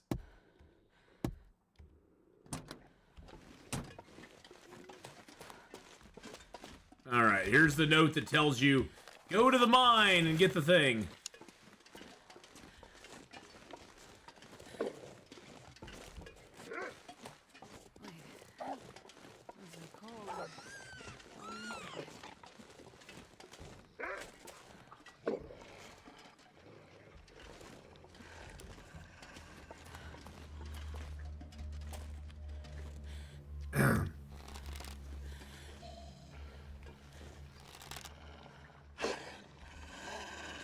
Can they not come in here anymore?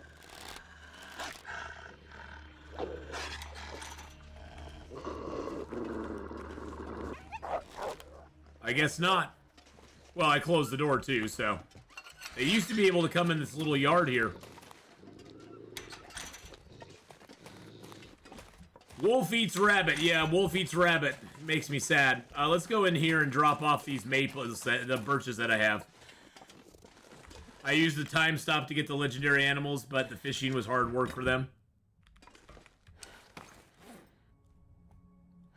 Let's see. I have these two here. There we go. We'll let these birds just cure here. Because why not? Let's get warmed up for a minute. There we go. It's a little chilly out there.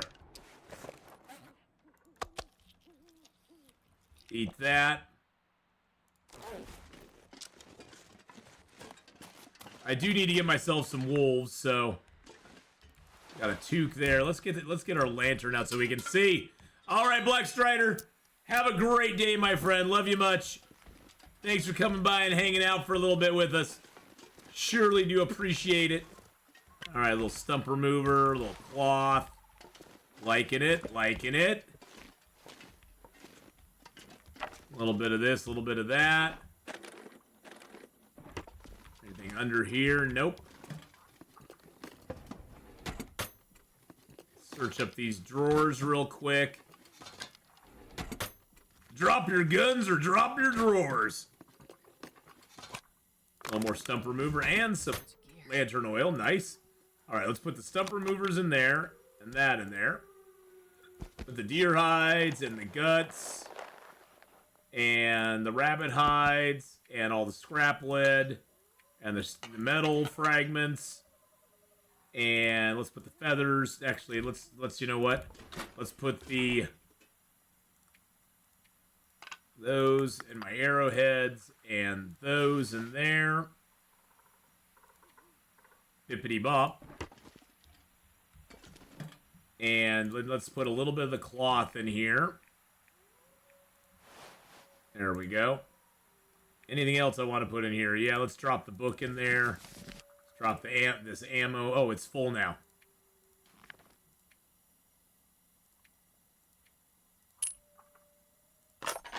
There we go. Got 61 shells that we can make. That's awesome. All right, let's actually I'm going to hang on to that book cuz I want to read that. I want to read that before we head out. Okay, so we're a little bit overweight at the moment. Let's drop that. Let's eat that. Actually, I'll just eat both of those. I'm going to eat that. And we're going to eat the Pinnacle Peaches as well. Why not? Hey, Stomper, how you doing? Since I don't need them all on me, I'm going to drop the Prepper Pies.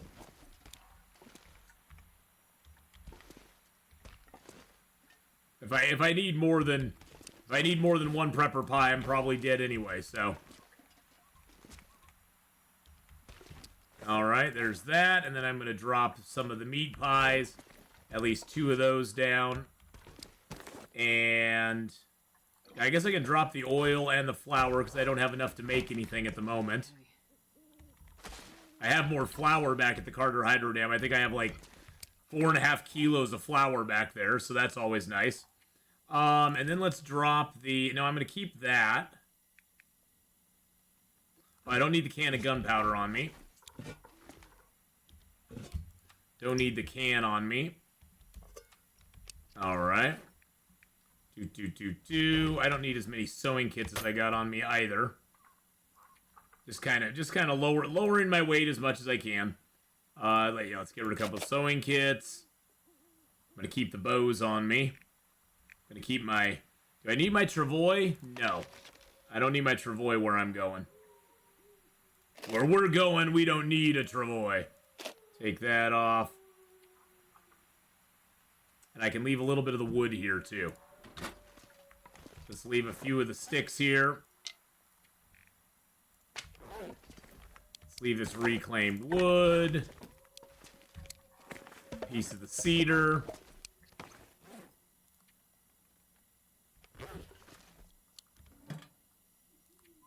The little things that count. We'll leave those here as well. If I need more than 2 stems, I'm dead anyway. That's my food for right now. Actually, I'm going to leave... Oh, shushabai, darling. I'm going to leave 15 of those here. Didn't I pick up another... Oh, I did pick up another one. Doesn't weigh much, but we'll just leave it here because I don't want it on me. Alright, so... Let's go hunt some wolves real quick. What prepper cache did I find the Prepper's Pie recipe in? I found it in the one in Ash Canyon. It was a Prepper's Pie recipe from Ash Canyon that we found it in.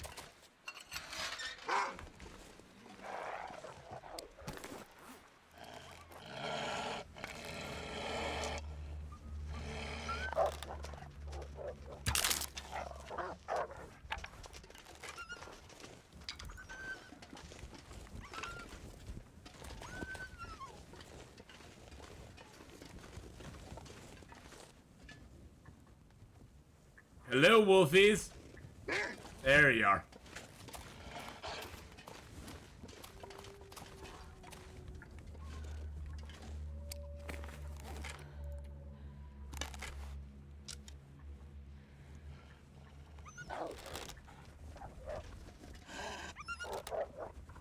What?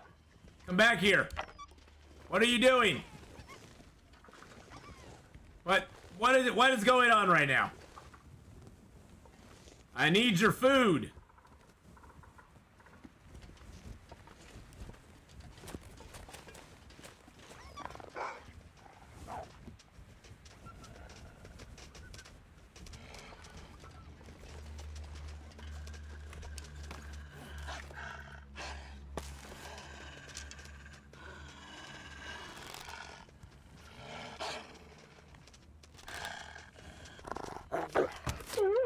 There we go. Finally.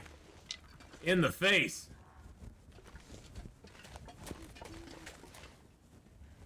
There should be another one over here. There you are. Come on, buddy. Come on, you can do it. You can do it, my friend.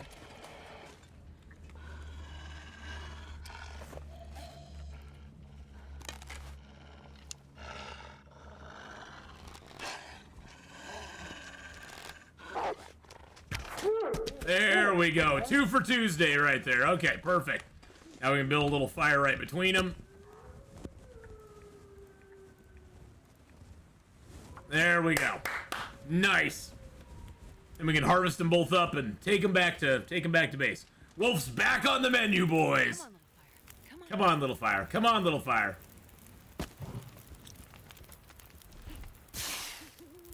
All right. Yeah, this is a little baby. A little baby wolf. He only has like 3 kilos of meat. Oh, there's the other one. The other one just died too, so that's good. I don't know where he died, but he just died. Okay. Yeah, exactly. It's better than nothing. I mean, I'm not gonna, I'll complain about it, but I ain't gonna complain about it. You make this look so easy. Well, I've learned the cheat codes. You don't in the dark. I don't like to fight the wolves in the dark with nothing. I like to have that torch out if I can, because that makes it way easier to take the wolves down.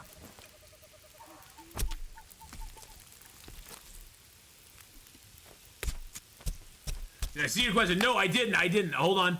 I used to. I see the one about using the legendary the time stop to get legendary animals. I see that one. Did you have a question before that one? And then the one about the Mauser was before that. Just repeat it. If I don't see it, just repeat it. I don't mind you repeating something if I miss it in chat. So nope, I see there's no. The last thing I see from you, Cobra, is I used to use time stop to get the legendary animals, but the fishing was hard work for them. And then Black Strider had a comment, Stomper, Brody, Talget, Kenneth Chazin, Rusty, Brody, and then you saying, did you see my question?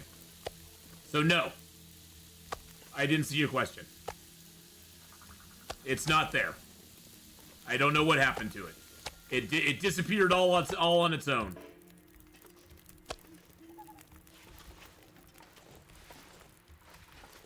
It disappeared all on its own. Because I don't see it in chat. Now, there is another wolfie over there. How mean is that? There's another freaking wolf over here. Okay, let's go see if we can find the wolf that died out here on his own.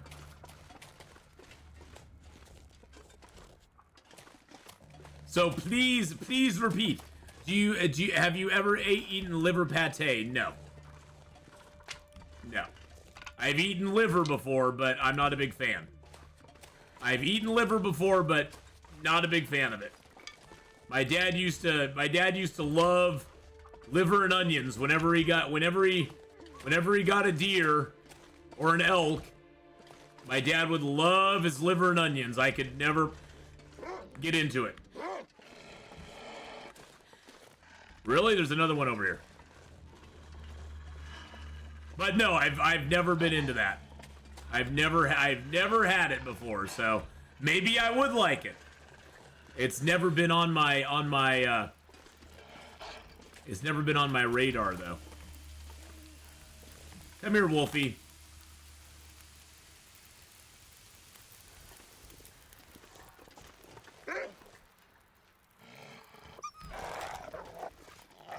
Why are you running away? He's like, I saw what you did to my friends. You're very mean. Yeah, I'd be scared too, Mr. Wolf. I would run away as well if I were you.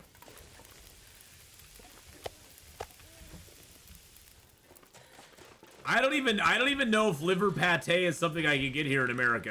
Or get at my local store here in America. I don't know. I don't know. Maybe it is.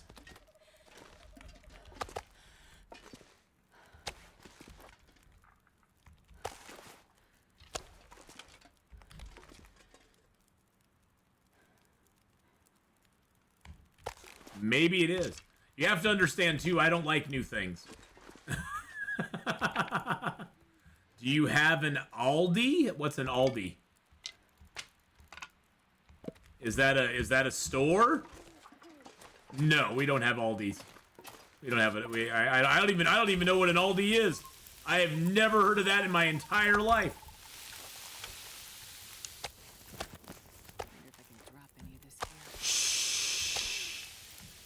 I don't know what that is. Liverwurst? I actually like liverwurst. Is liverwurst kind of like liver pate? Because I like liverwurst. Does that count? I forgot about that. I do like liverwurst. I've had liver. My mom used to make us liverwurst sandwiches. I actually like those. Is liverwurst kind of like liver pate or not? I forgot about that. I have had that before. I didn't mind that so much. That wasn't too bad.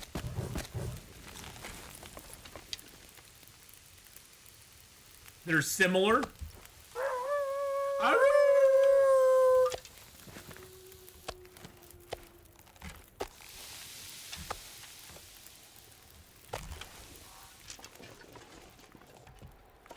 Oh no.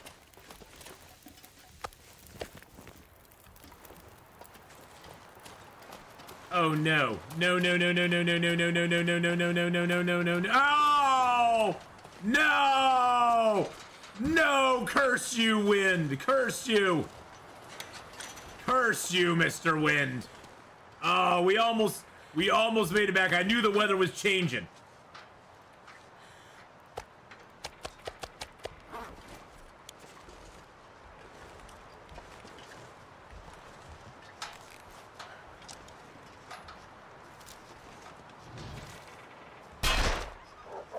I don't think I can shoot through there. I knew the weather was changing. I tried to make it back. Oh. Foiled again. But yeah, is liverwurst kind of close to that? Is liverwurst kind of close to liver pate? To be honest, I've never liked meat on. I've never been a big fan of meat on sandwiches like that, like tuna fish, and that sort of stuff. I've only recently gotten to the point where I like tuna fish sandwiches, and like chicken, chopped up chicken chunks, like chicken salad sandwiches. That's a very recent thing for me. But you have to understand, I don't like change either. I'm very much against change. Change is a bad thing. Change is bad. Change is evil.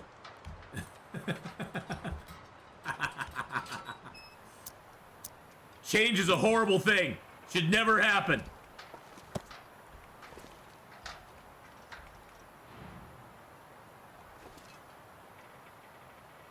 Not a big fan.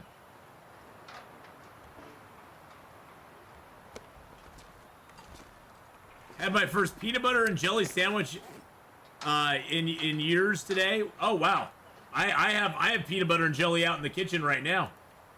I got myself some Skippy and my mom's homemade raspberry jam. Yum yum. I see that Walmart had some, but search on it or ask in the store. There's even duck liver and so on. I don't know. I don't know about that. That just I don't know. That just I will look. I'm gonna be going shopping tomorrow. I gotta do my grocery shopping tomorrow, so I will look and see if I can find some liver pate type things. Just on the face of it, it just doesn't sound that good to me. But I think that's mainly because whenever I think of liver, I always think of my dad with his liver and onions, and that just was gross. That was just gross to me. That never appealed to me at all. The smell was just like, you know, now might not actually be a bad time to go into the prison. It might actually be a good time to go to prison. Actually, I'm gonna put that and those in there. Let's see, I've got... Okay, I'm gonna drop that and drop that. My mother and father love liver and onions. It says it's good if you're anemic. Oh yeah, those have a lot of, I mean, liver has a lot of, like, I don't know if it's vitamins, but, like, minerals. Liver has a lot of good stuff in it, from what I understand. It just kind of makes you... Iron, that's it. Yes, iron, thank you. I was trying to think of it, I just couldn't think of it there. Okay, so... we can either go to the prison or go to the steam tunnels. I think going to the prison's probably the better idea at the moment. The storm will give us good cover. We will go pistol out just in case. Oh look, some more feathers. Yay. Vitamin A and iron in liver. Okay. So it does have some Vita Veggie vitamins.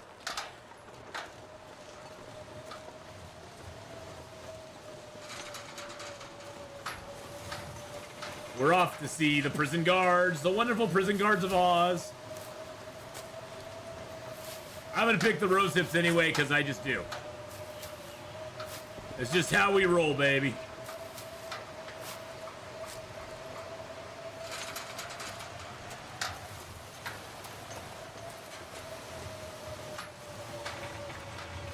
Oh, you can close that door.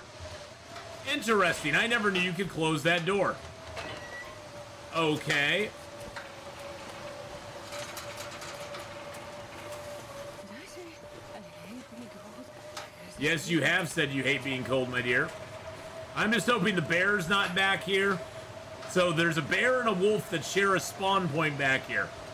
And sometimes the bear will be up, and sometimes the wolf will be up. I'm pretty sure the wolf was up, so I doubt the bear's gonna be up. We're gonna close that door just in case.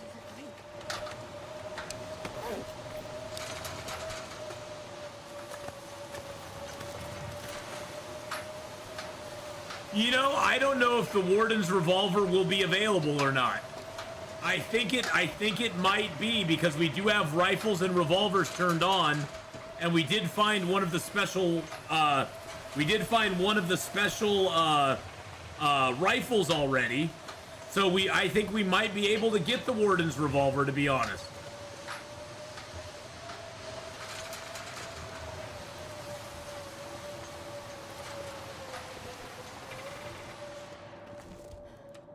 I think we might. Hello. Hello, things and stuff and things.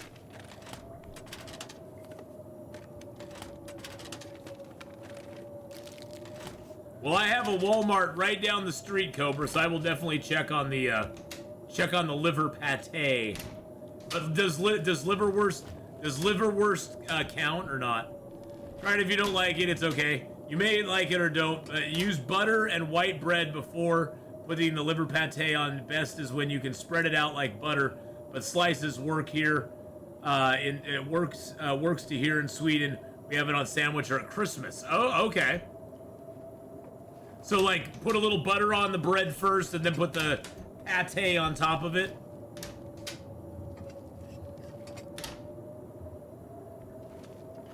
Sounds like a plan. Not much in the, Now, do you do it as a open-faced sandwich, or do you just put it, like, on a piece of bread, basically? Like, butter, liver pate, and then you just eat it like that?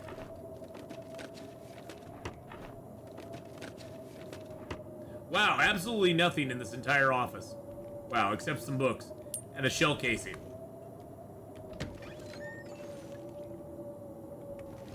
Close that door. Give me that insulated flask. Some more stump remover.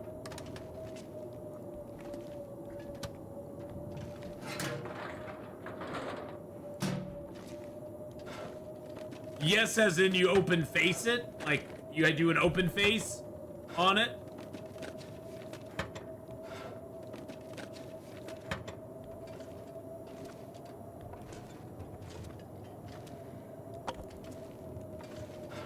One food I never understood was... I don't even know what that is. I don't even know what that is.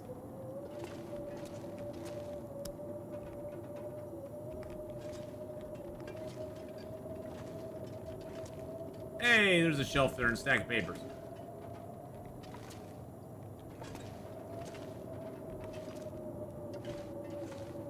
Did I miss the revolver somewhere? Or is it further along?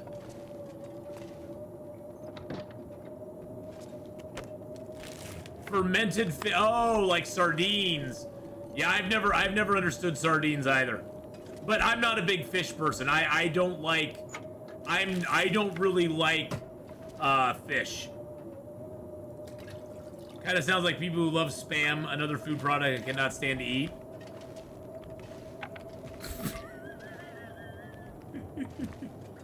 I have no idea what you're talking about, Kenneth. For me, Spam is a camping tradition. You can't have a proper camping... You can't have a proper camping trip without Spam.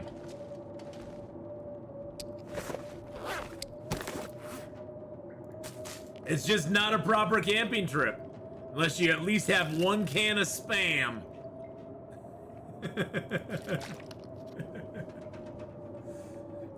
Oh, it's fermented fish in a can. It's straight up like rotten. I can't even stand the smell of fish. Like fishy smells kind of make me puke a little bit. They make me have a little bit of acid reflux almost. So I don't know if I could. I don't think I could stand the fermented fish. I don't really like anything that's fermented, though, to be honest. I'm like Gollum. I like it raw and wiggling. Look, he's got the bass. Look, his big trophy's gone. He's got the coho and the bass, but he's missing the big burdot. You do like, you do it like you do with peanut butter and jelly sandwich. First bread, then butter, then pate, sliced on top. Or double sandwich with the pate in the middle. Okay. See, I never put butter on any of my sandwiches. I never have. I don't know why. I just don't put it. The only thing I put butter on is toast. Toast is about the only thing I butter. And I do put butter on the outside of a toasted cheese sandwich because, you know, you have to have something to make it not stick to the pan. If you can smell fish, it's not fresh, it's rotten. Well, there's always that sort of fishy smell in places, and that I just can't stand.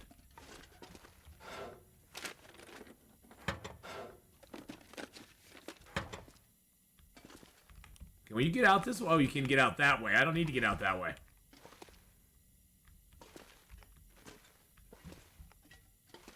I'm always looking around because I'm always thinking I'm missing stuff in here. And I haven't done this on a on a run like this before, so I may miss stuff. A low country boil. What's a low country boil?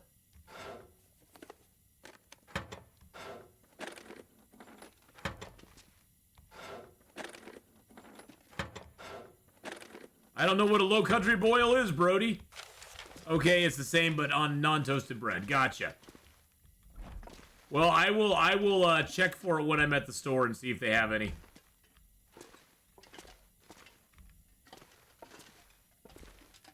Nothing in there. Nothing in there. Nothing in here. Under the table we go.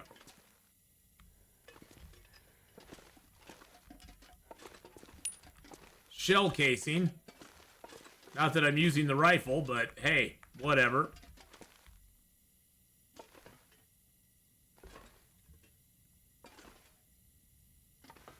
Into the tunnels we go.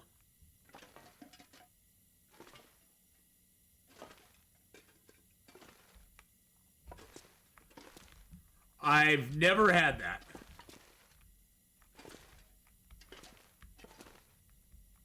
I've never had a country boil.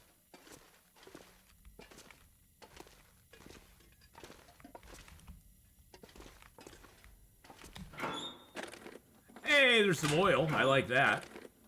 I like some country oil. I'll take it. Not much, but hey, it's better than nothing. A little more wood.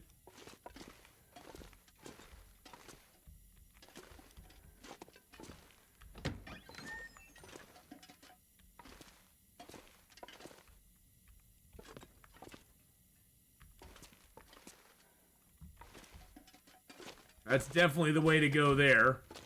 What's down here, though? A torch and some accelerant. Nice.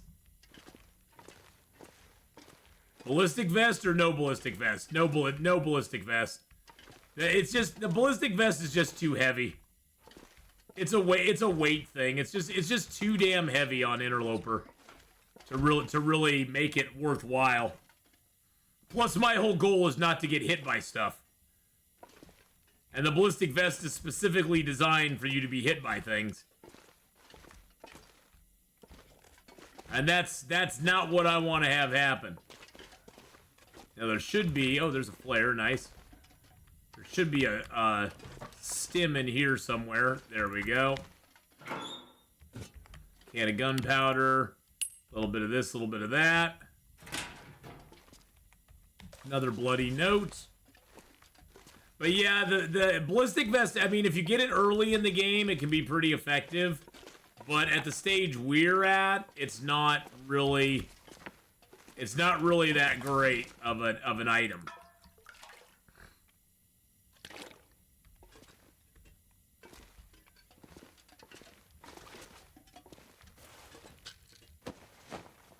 So I did not see, did I just miss the pistol? Because I never saw the pistol.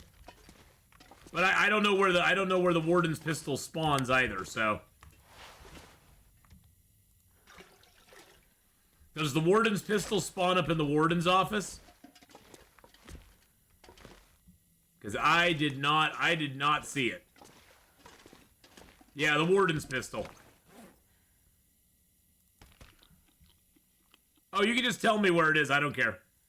Where's the warden's pistol at if it spawns? Oh, there's a candy bar. There's a candy bar.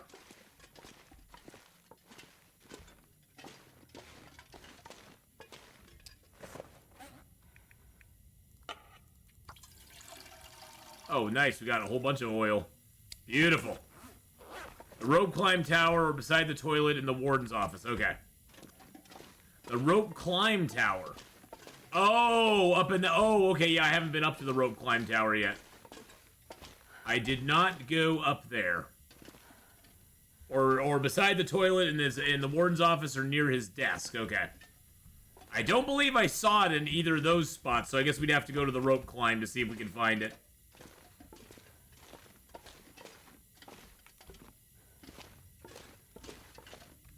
But I honestly, I'm not sure if it actually will appear on our file or not. Well, the good news is we were able to get some oil, so that's nice.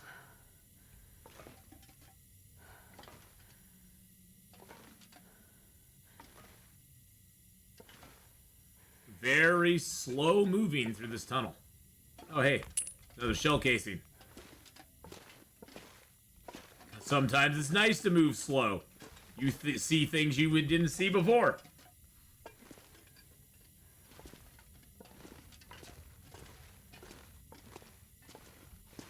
Yeah, I found the special variant rifle, so I would assume so too. So sometimes near his desk. I didn't see it around his desk anywhere. And sometimes by the toilet in the bathroom. Yeah, I don't see it around the toilet there either, so I'm assuming it's not in either of those spots. I am thinking to have a beefsteak with fries and a Budweiser.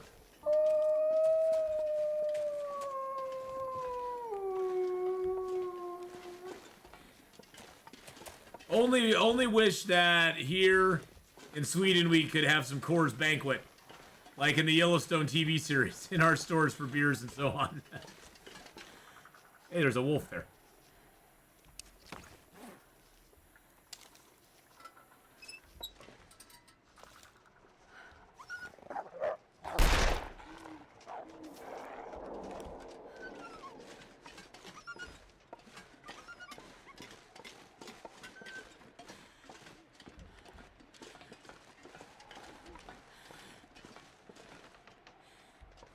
I have the high ground, wolf. You cannot win.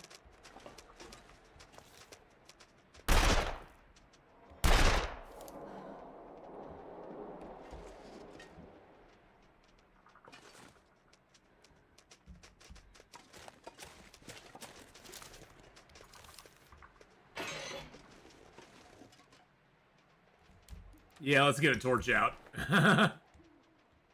He's gonna lose his fear here pretty soon.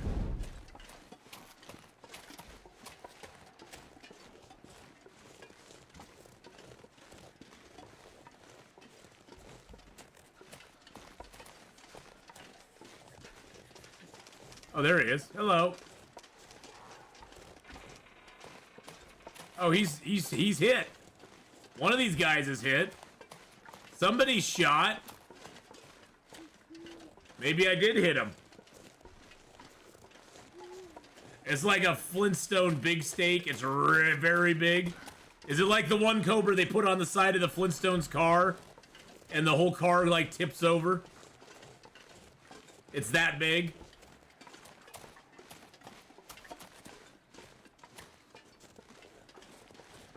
Nice. Now that's a steak.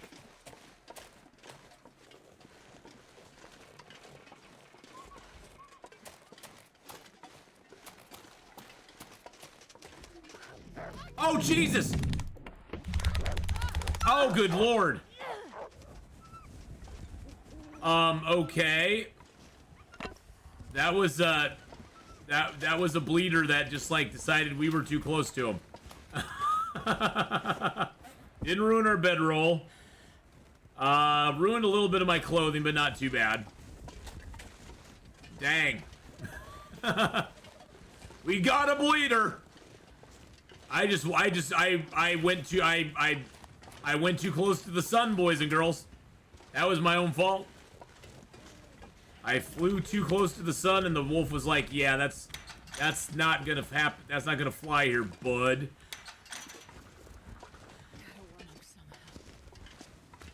Yeah, we'll warm up in a second. We're gonna drop that ballistic vest because it's a heavy piece of crap. For me, anyway, it's a heavy piece of crap. Some of you may like the ballistic vest, so I won't dog it too much. I can drop that.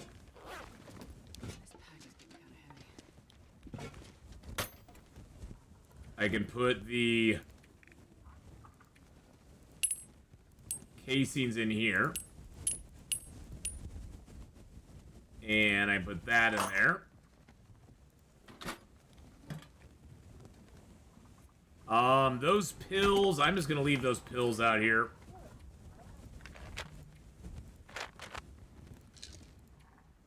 Don't really have a use for them. I have teas, but you know, I hate to throw stuff away. I'm kind of a pack rat. Good lord, I have to put them that far apart. Alright, let's drop some of this wood here. Drop that. Drop a few sticks here. Actually, we'll drop them all because I have books. I have a book to start a fire, so I'll drop that book there because we have another book to start a fire with. Oh, did the sticks fall over the side? Really? Seriously?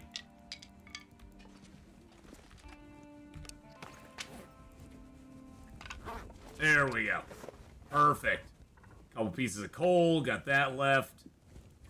Make sure we're all good to go on all of our stuff. It's a goddamn freezing. Oh, shush-a-bye, darling. You're fine. Lead down the yummy tin of sardines and the yummy ruined chocolate bar.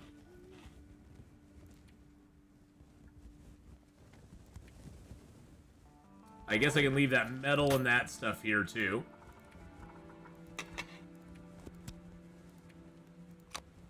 I'm gonna leave the mushrooms here, and the rose hips here, and the prepared rose hips here. I'm just trying to lower my weight so we can climb to the mine and come back down with minimal effort. I think I'm gonna leave this thermos here. I have my coffees in this thermos. I'm just gonna take like 3 of them out and then leave the thermos here as well. Yeah, I know, Stooley. I'm a pack rat. What? That's it. That's impossible. Atheenon's never been a pack rat before. Ever been a pack rat.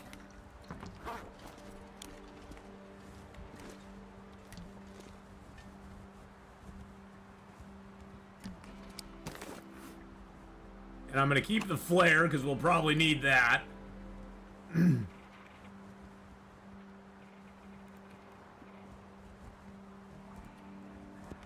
Oh, I have those feathers. Let's put the feathers in here, too. And let's put a little bit more cloth in here as well. Oh. A little bit more cloth in here. There we go. Beautiful. All right. We're a wee bit on the chilly side. I only wish Kentucky Fried Chicken would have a restaurant here where I live. I know that Stockholm has one.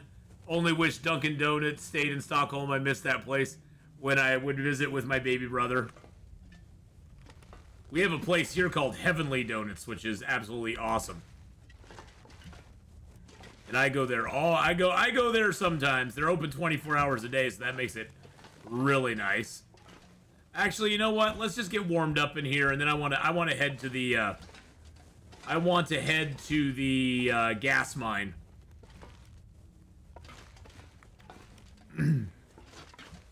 We got to head to the gas mine, and then we need to go to the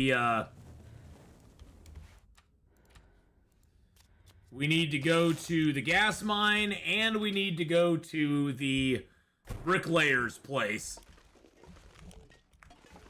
Wow, it's freaking dark out here.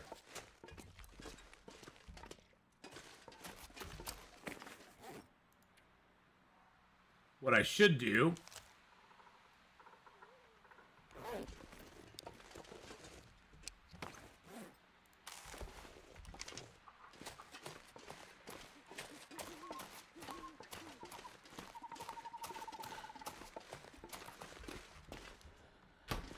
I can check the yard later. So you got 3 torches right now. Got 4 torches, I guess.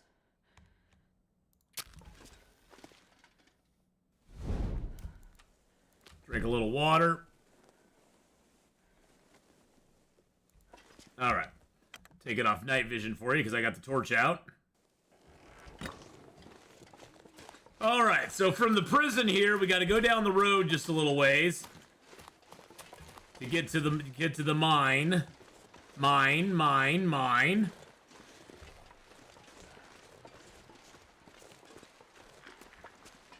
The good news is there's lots of cattails along the way, so we have cattails to the left and right of us as well.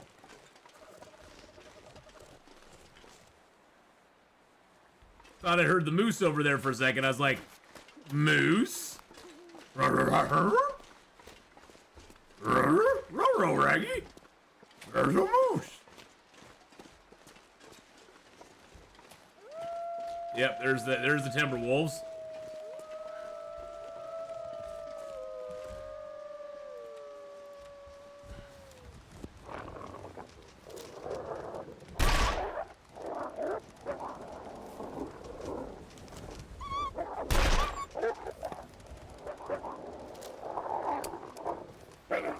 Oh wait, I gotta reload.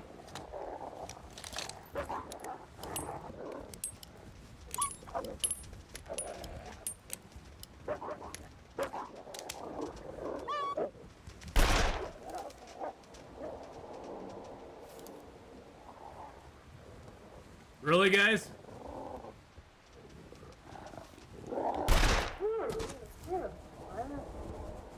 Alright, that took care of him.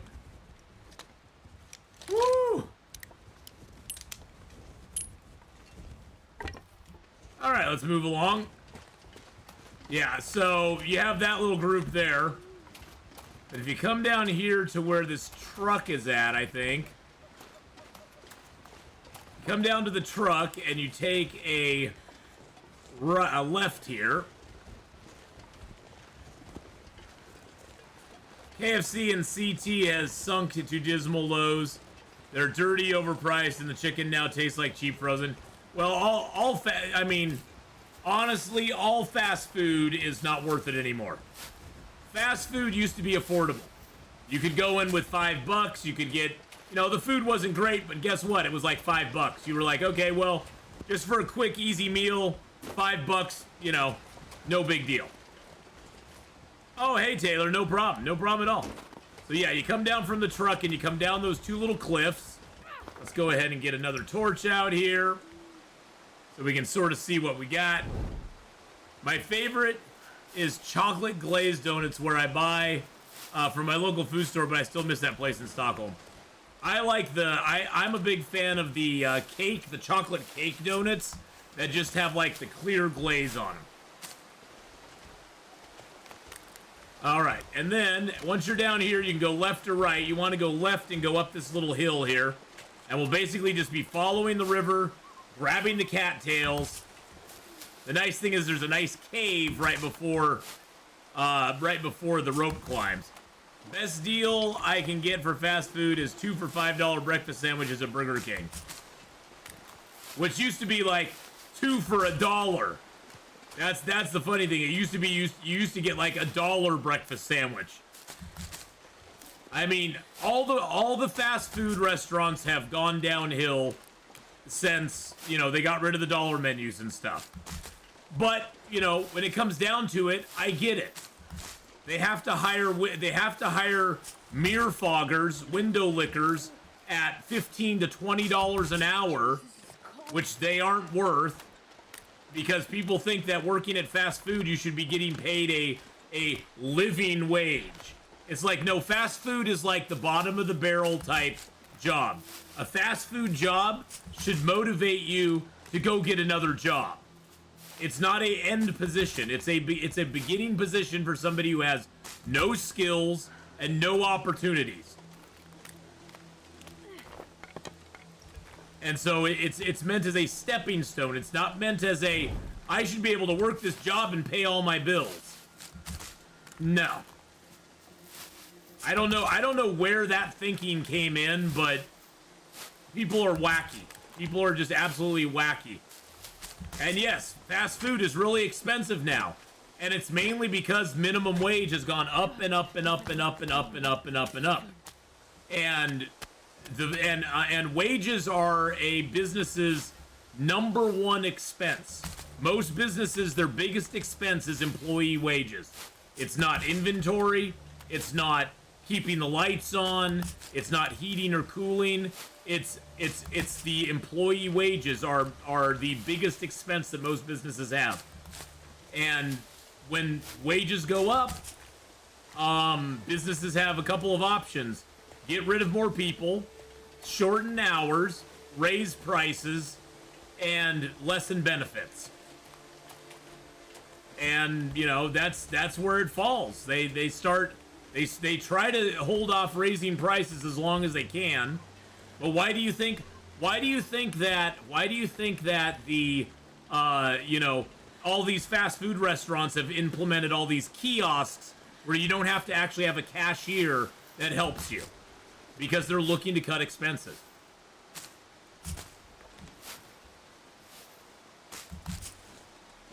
Well, inflation wouldn't have gone up so much if they hadn't handed out people free money during COVID. There's a lot of reasons inflation goes up. And inflation has gone up tremendously because the government has been just printing money like crazy. The government has been printing money hand over fist. And when you print something like that, which they can just do, inflation naturally goes up. Because then now it's made our money worth way less than it used to be. My dollar is worth so much less than it used to be. And the inflation, the government has had a lot to do with that.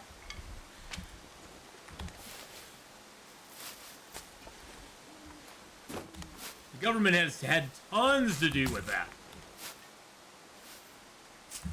Well, and that's wrong. It shouldn't take $15 to barely survive. That is what's wrong, is that it takes $15 to barely survive. And that is wrong on the face of it. But it's not businesses that are at fault for that. The government has caused that directly. The government has made that happen. And I think they're very happy that they've made that happen. Because they don't want the middle class anymore. They don't like us middle class people. They want us to be either poor or rich, one or the other. They don't like anybody in the middle. Let's get rid of that. Let's get rid of that torch there. Let's get a few torches out of here. We need them. Oh, $15 an hour used to be a great wage. Used to be a fantastic wage. That's what we used to pay our managers at the place I worked at.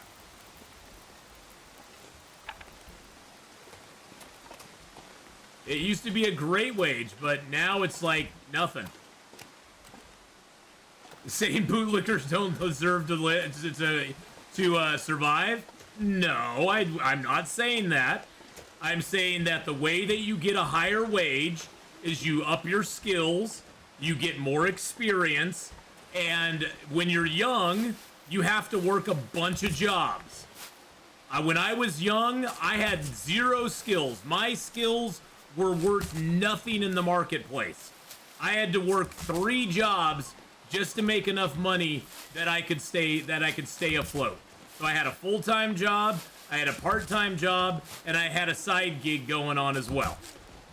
And that was just the way life was, because I didn't have any skills. So I busted my ass, and I got more skills. I got more skilled in the stuff that I knew, and I targeted things I wanted to get more skilled at. And that's the thing. My best friend went through this. She spent most of her 20s out doing minimum wage jobs, just like, you know, starting entry-level jobs. She never developed any skills. And then in her 30s, she was complaining that nobody would hire her at a higher wage. And one day I looked at her and I asked her, what are your skills? What do you bring to an employer that makes you worth the money that you're expecting to get? And she got pissed at me. And it's like, well, I just asked a question. If you're getting mad about it, then obviously you know your answer. And years later, after she worked at getting her skills up with doing all the medical stuff, she got into the medical field and she started getting some good skills. And now I've asked her that same question and she's like, I understand. I got skills now that are marketable that I can take anywhere and get any job I want. Because she used to get so mad at me that I told her, she'd be like, well, what would happen if you lost your job? That would always be her thing. And I'd be like, I'd just go out and get another job. And she's like, how can you say that? I've been looking for a job for 6 months and I haven't been able to get one.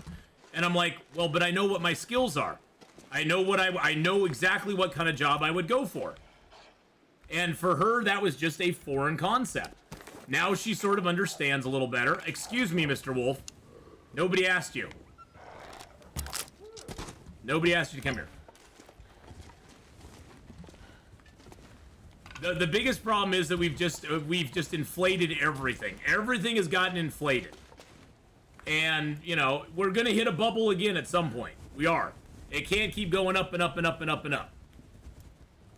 It can't keep going up and up and up. It just can't. It's good. Things are gonna hit a wall at some point. I mean, you know who loves minimum wage going up?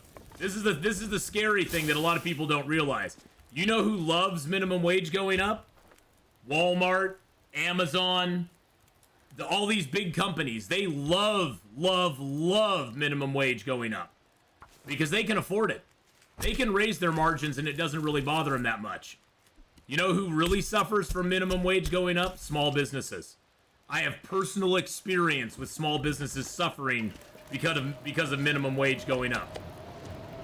In less than 4 years, the wages paid out by the company I worked for, the wages alone went up over $33,000 in the space of 4 years, with no real way for my boss to cover it at all.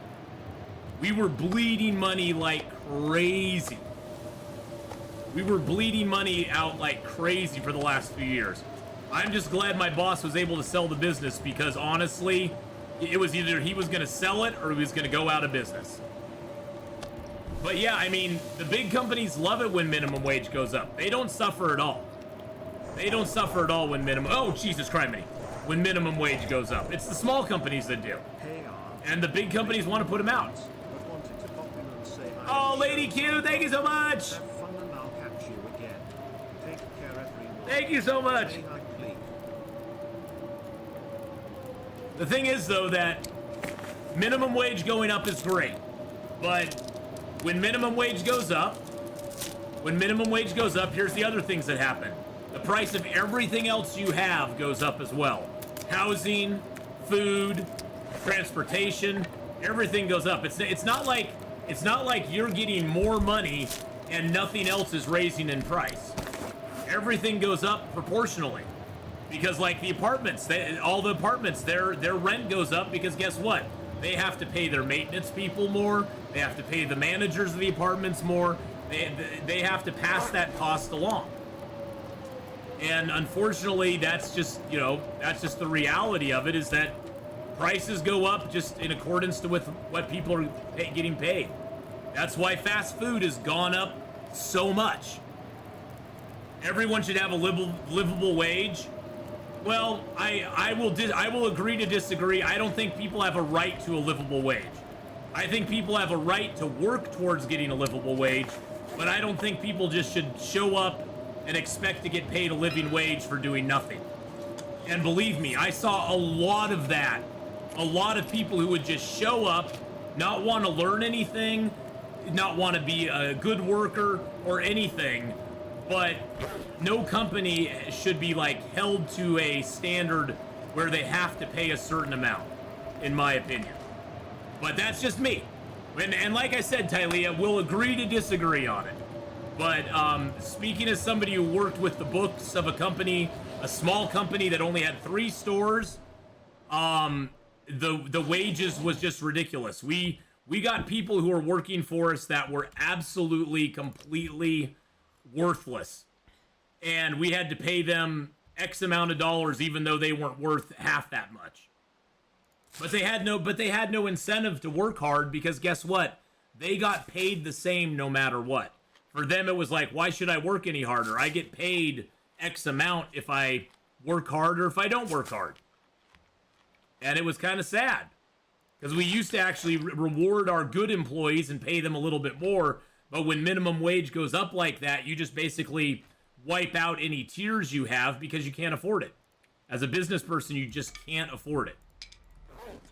And it kind of sucked. I mean, we lost our health care. We lost some of our PTO type stuff. Some of the benefits my boss offered, we lost those. It was kind of sucky. It kind of sucked. You know, I'm gonna read. Can I read this book? I think I can read this book. There we go. Yes! Yes, we can read it.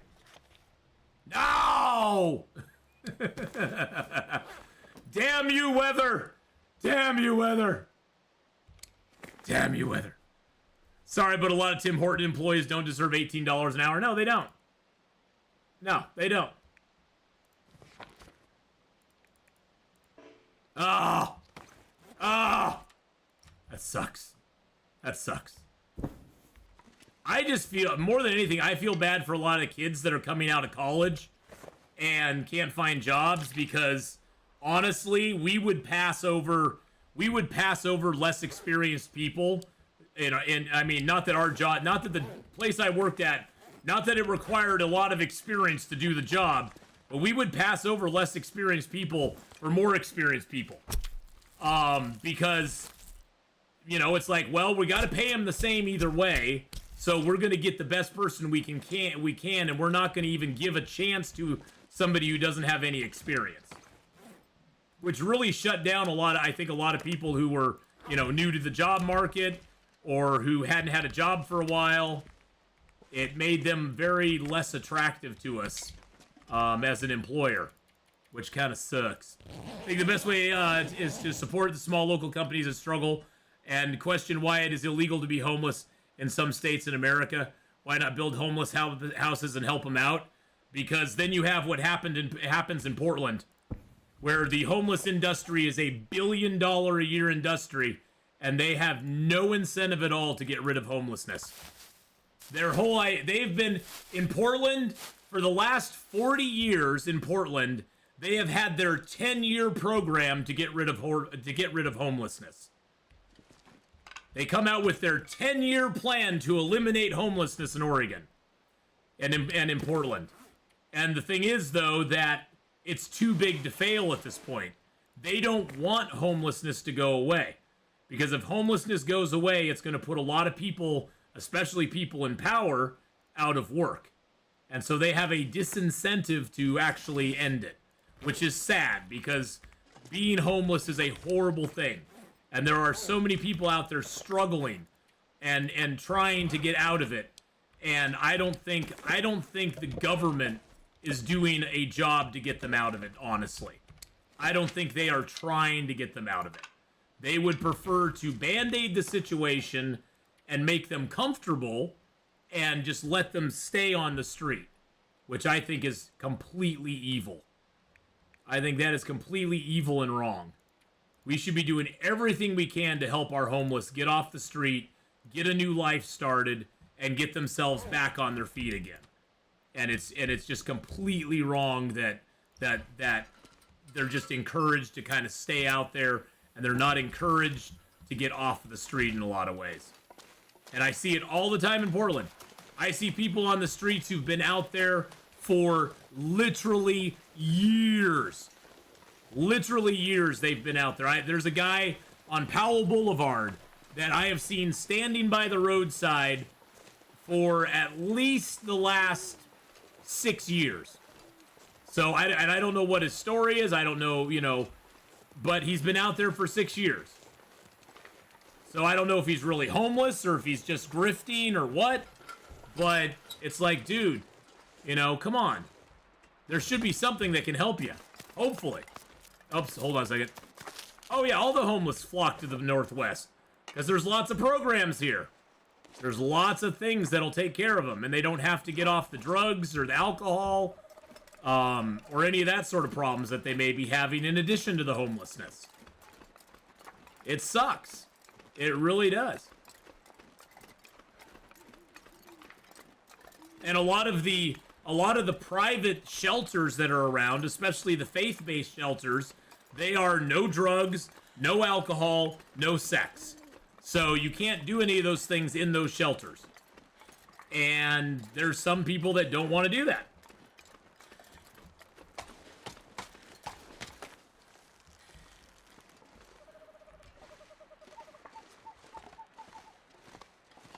But yes, a lot of people flock to the Northwest. Well, a lot of those shelters, they will fill up when it gets really cold out. When the weather turns very bad, a lot of those shelters will get full, but they don't get full when it's not, you know, when the weather's nice and people aren't like desperate, those shelters aren't that full.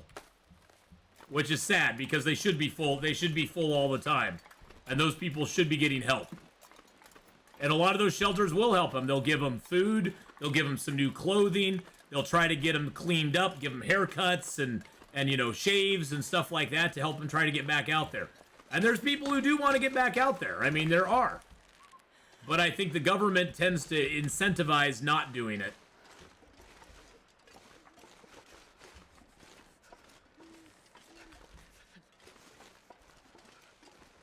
I think power men should turn their thinking and help out or give them a job and a place to live. Well, I don't think anybody should be given anything. I am against giving people stuff. I don't think giving people stuff is a kindness, to be honest.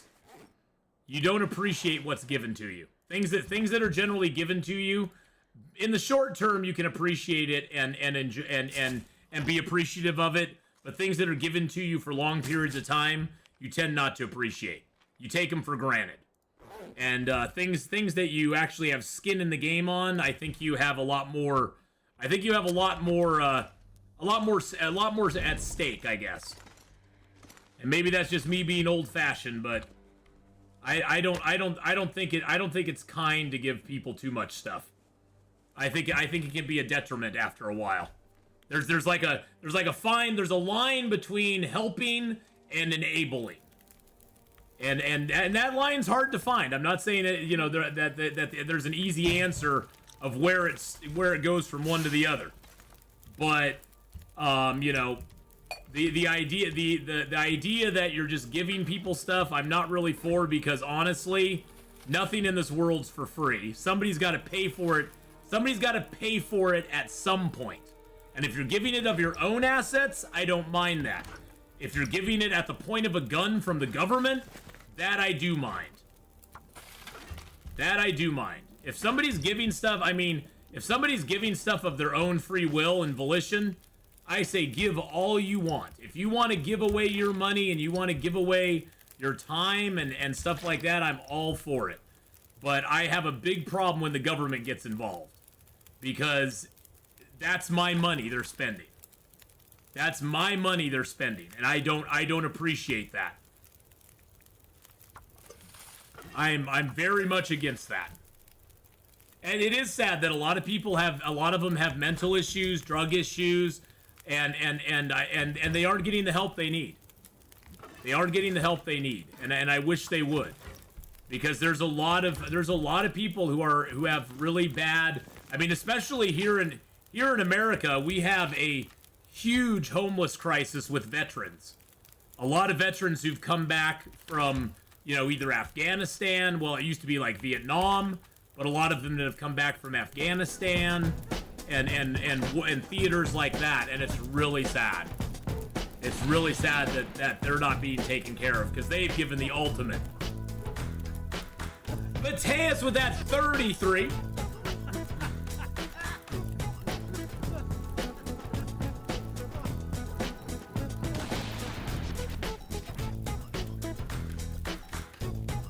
Thank you so much, Mateus. Well, and the thing is, too, that you can also, I think one of the biggest things... 968 just resubscribed. Aw, thank you so much there. Feel free to give as much of your eyes as you wish. Just leave me to do the same. Well, and I think a lot of people will give in different ways. A lot of people don't have money to give, but they can give with their time. And volunteering can be a very fulfilling activity.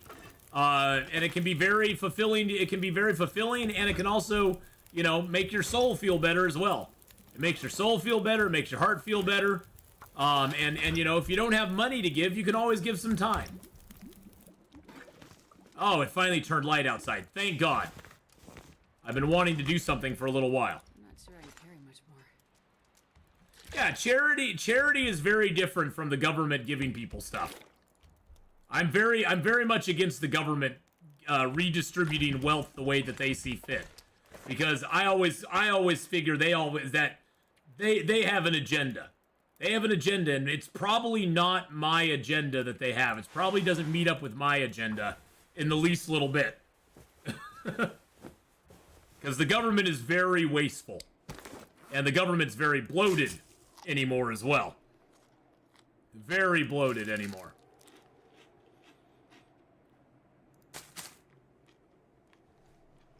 Futurama got it right when it came to solving this issue. Suicide.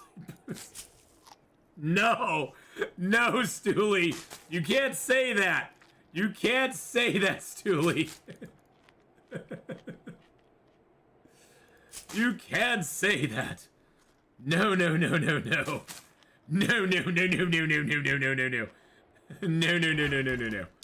That is not right. We need everybody. Everybody is important. Everybody has value. Look, it's 2 eyes and a mustache. There's 2 eyes, and that's kind of a little mustache there. He's like, hello. Oh, Soylent Green. Now. Or like in what was that? What was the what was Snowpiercer? Was that the thing Snowpiercer? The one where they had the bugs and they had the food cubes they were making out of bugs. Oh, that was just so gross. That was the train movie, yeah. That was just so disgusting. It was like gross. That was gross. I mean, you know, protein is protein. I guess if you don't know where it's coming from, you won't mind as much. You won't mind as much, but grody. Roaches crushed down into food cubes. Yep. It beats the first pass. That whole scene was the first pass, like actual, like, people. Because that's even grosser. Alright. So, we are going to go and get the, we're gonna stop talking about other stuff, and we're gonna go get this. The food cubes were made of poop. That makes sense. We're gonna go get this. We're gonna go get this. This code. We're gonna go through the poison gas. Oh, it's actually an aurora out right now. Interesting. Well, thank goodness there's no wolves up here. There's no wolves up here, and the fact they had to stage a coup in order to depopulate the train. Oh yeah. They staged the coup to depopulate the train. That way, and the old guy in the back that was sort of like in cahoots with the guy in the front that like cut off his arms and stuff, or cut off his leg to feed people. Gross. Yeah, the Snowpiercer's the sequel to Charlie and the Chocolate Factory. I've seen that, Hyperman. Have you ever played board games? Oh yeah, I've played tons of board games. Tons and tons of board games, Clever Sided. Actually, my son and I are going to Dragonflight up in Seattle in August, and that's a board game convention. Well, they also have role-playing games and stuff there too, but it's mainly board games. I have not played Moonrakers. That one has been on my radar, and I think my gaming group has it, but I have not played it myself yet. And hello, Hyperman. How are you doing today? How's it going? We have a couple things we have to do, boys and girls, real quick. We have to give a couple shout-outs. One first to Tylea, who is a wonderful, lovely lady. Last playing some Mech Arena Robot Showdown. She also plays a lot of Icarus with her friends, and she plays a lot of other fun games. Go check her out. That right there is the game that I showed her that then I didn't like, Subsistence. I was not a big fan of Subsistence. She likes Subsistence a lot, though, so I'm very happy that you enjoy Subsistence as much as you do. And then the other one we have to do, of course. Mostly Conan Exiles, yes. The other one, of course, that we have to do is the wonderful, and the amazing. I spend an hour and... Oh my god! Son of a gun. I just happened to look that way. The Psycho Kitten jump scare. She gets you every time, Hyperman. How you doing? How you doing, buddy? He gets you every time. Everybody go over and give Hyperman a follow as well. He is absolutely lovely and awesome and amazing. And I think she gets she gets a weird amount of enjoyment out of it. You know what I'm saying? By the way, you can move this bucket. Little known fact.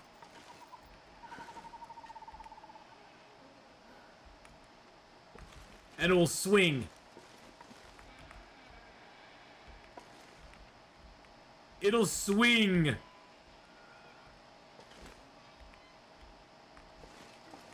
Whee! Okay, it's a stupid thing I like to do with a bucket, okay? You gotta find joy in the small things in life, you know? Okay, let's get inside the mine. Into the mine!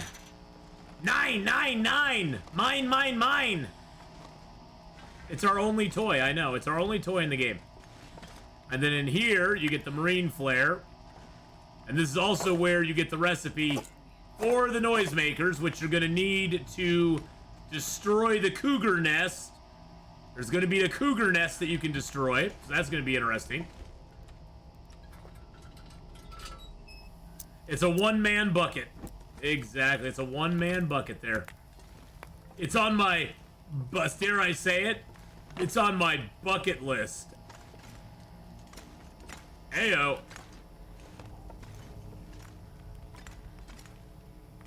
A little more accelerant, don't really need it. Hey, look! There's a 24% bedroll. We'll hang on to that. So the bedroll's like this. So it still holds true.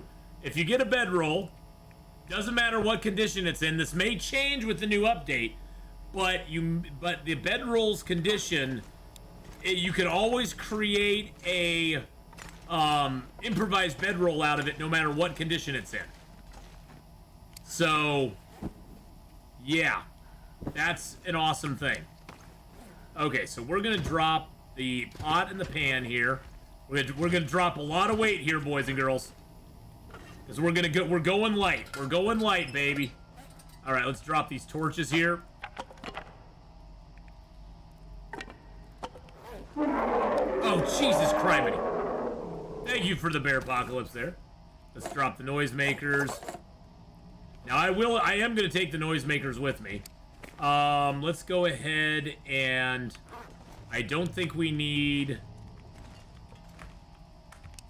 don't need the revolver on us right now. And we don't need the pry bar on us. Probably should have left that behind.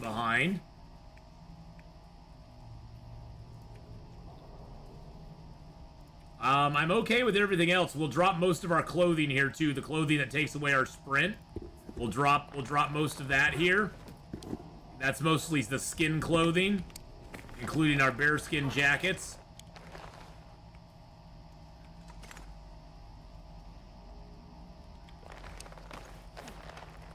Those cause a lot of stamina drain. Yeah, now we have almost all of our stamina back. So let's see. Stamina reduction. Yeah, we'll drop the gloves.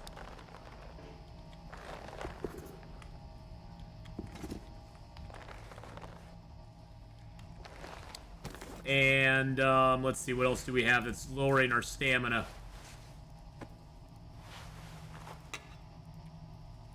There we go.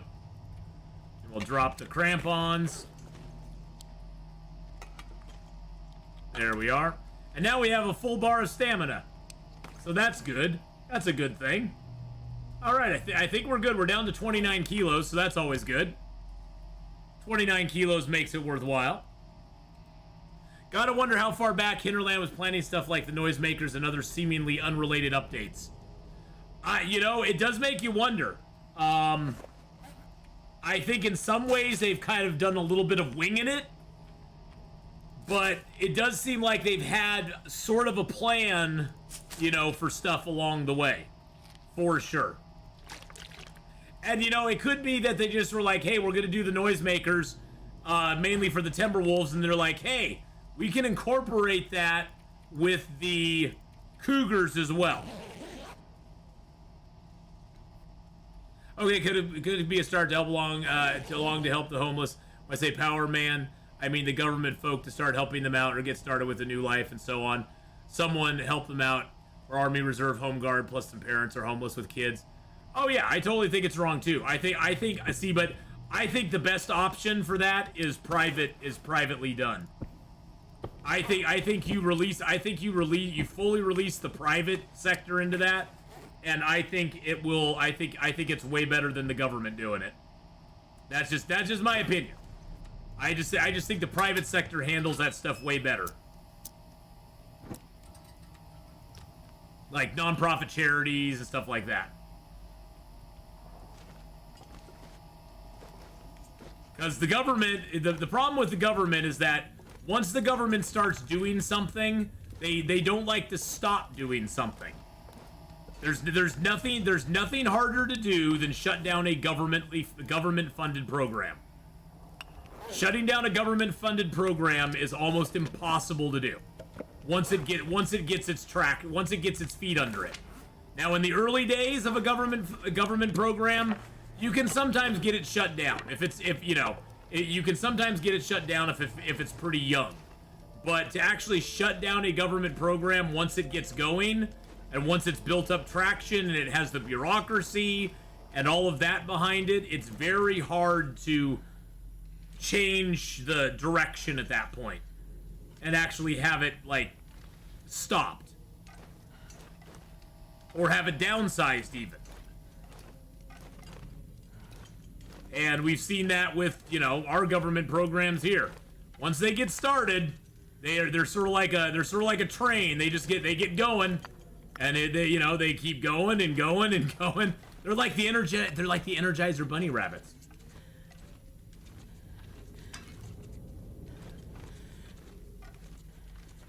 They're like the Energizer bunny rabbit.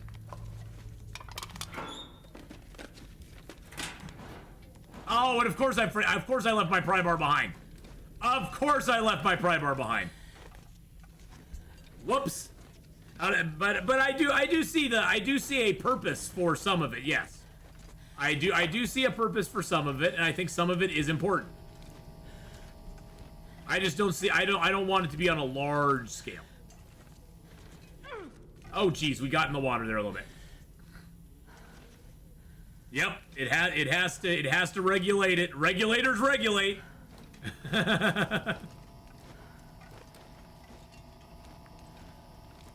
They have to regulate. The weather on this mode, Nuggets, is pretty good actually. The weather on this mode is not that bad. It's more moderate than the usual game. Let's just put it that way. This game has pretty moderate weather throughout. It has of course it has its blizzards and stuff like that, but when the weather is not being super bad, it's pretty moderate most of the time.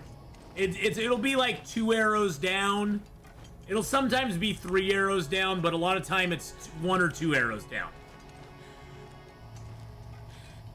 Or companies that have collections like churches to donate.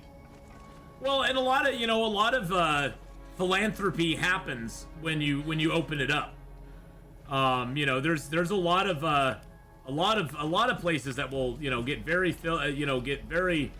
they'll do a lot of philanthropy when given the opportunity, and a lot of the faith-based organizations do a lot of outreach as well. All right, we got the handle, boys and girls. We got a handle on it. Oh, actually, I need to go back and open that locker real quick. Not that locker will probably have anything in it whatsoever. Not that it will have anything in it whatsoever, but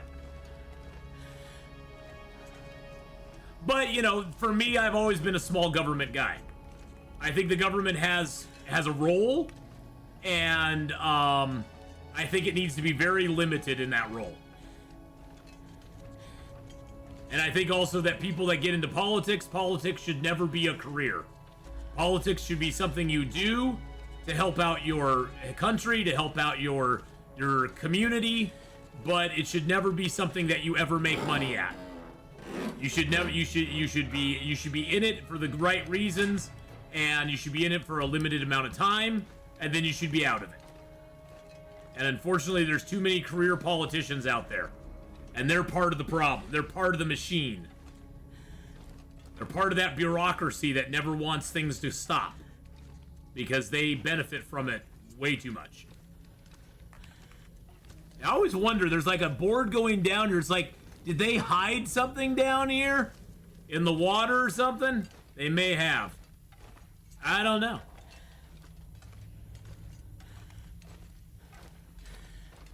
That's why, although people will disagree with me on this, I'm a big supporter of term limits. I don't think senators should be in office for more than 2 terms. I don't think congressmen should be in office for more than 2 terms. I think they should term out, and then if they want to go into politics, if they want to stay in politics, go find a different position somewhere else. But there's too many politicians that have literally been in Washington, D.C. for longer than I've been alive, or for pretty close as long as I've been alive. And I don't think that breeds anything good. I think they lose touch after a while. They lose touch with the people that they are supposedly supposed to be representing. Yeah, Kaufman Biden. Well, and I think there should be at some point, I think politicians should age out. I mean, right now there's politicians in office that look like the Crypt Keeper. I mean, the Crypt Keeper looks more healthy than them.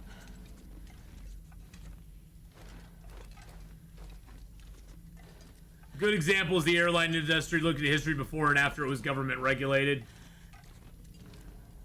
Yeah, regulation is not always the right.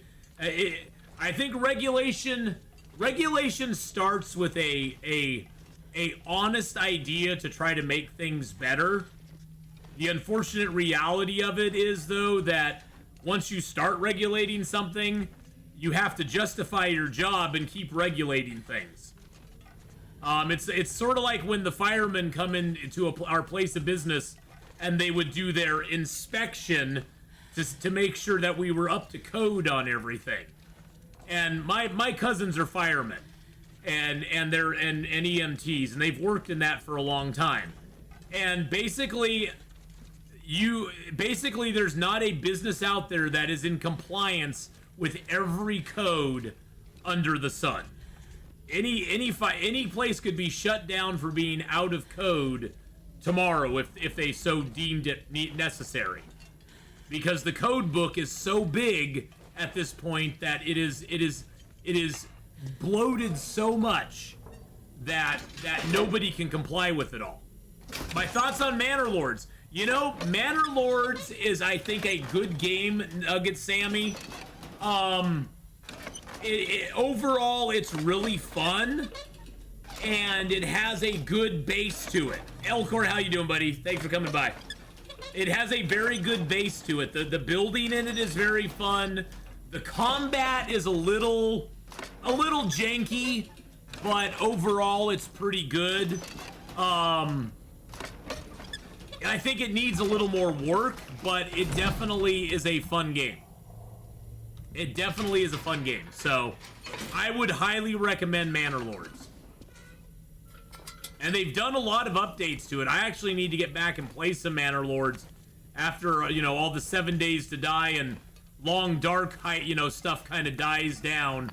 I need to get back and play some Manor Lords because I really quite enjoyed that. I thought it was I played Farthest Frontier, and Farthest Frontier, in my opinion, was okay. But I enjoyed Manor Lords more, just personally I did.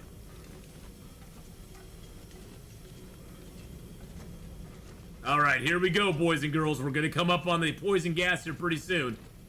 Right now we're in a good area. This is a good area here. What's our weight? 30? Okay, we're way underweight, so we're still good. That way leads us down to the poison gas. This way doesn't lead us to poison gas at all, but there's usually a backpack or a body over here.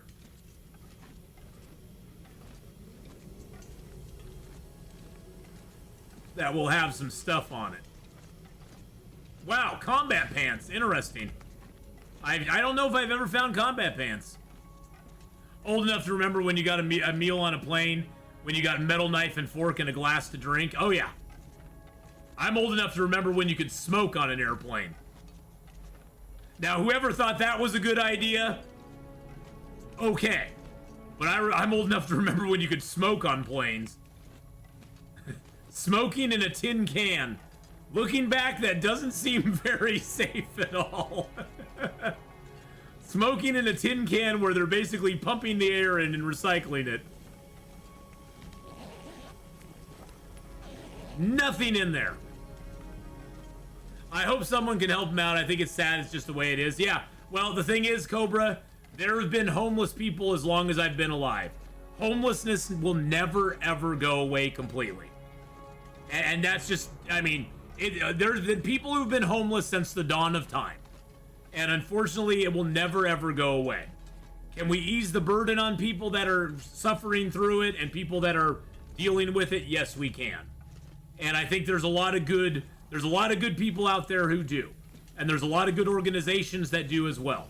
I personally donate to a local organization here in Portland that does a good outreach program. So I donate to them every year. And try to help out that way as I can. You know, so I try to do my part with that, but you know, I'm only one person as well, so. All right, here we go. Poison gas time, and we got to go through this little area here, which is sucks. There we go. And now we're running. Running.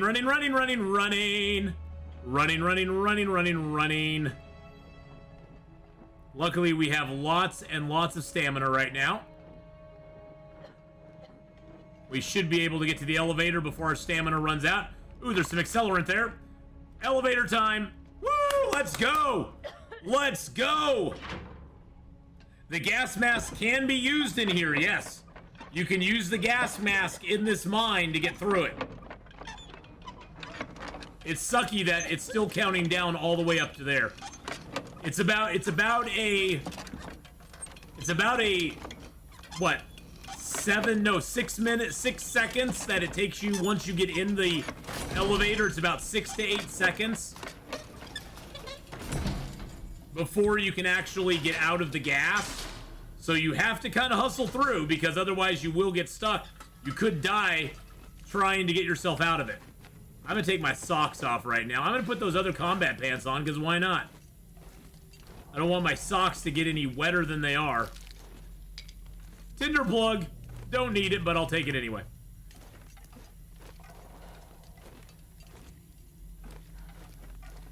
I think I'm going to switch over to... Oh, I don't have any torches on me. I was going to switch to a torch, but I don't have any on me, so... Wow, look at all this freaking coal. I don't think we can build a fire in here, can we? Nope. Cannot start a fire indoors.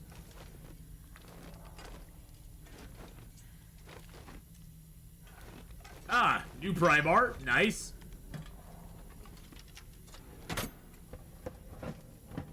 There we go.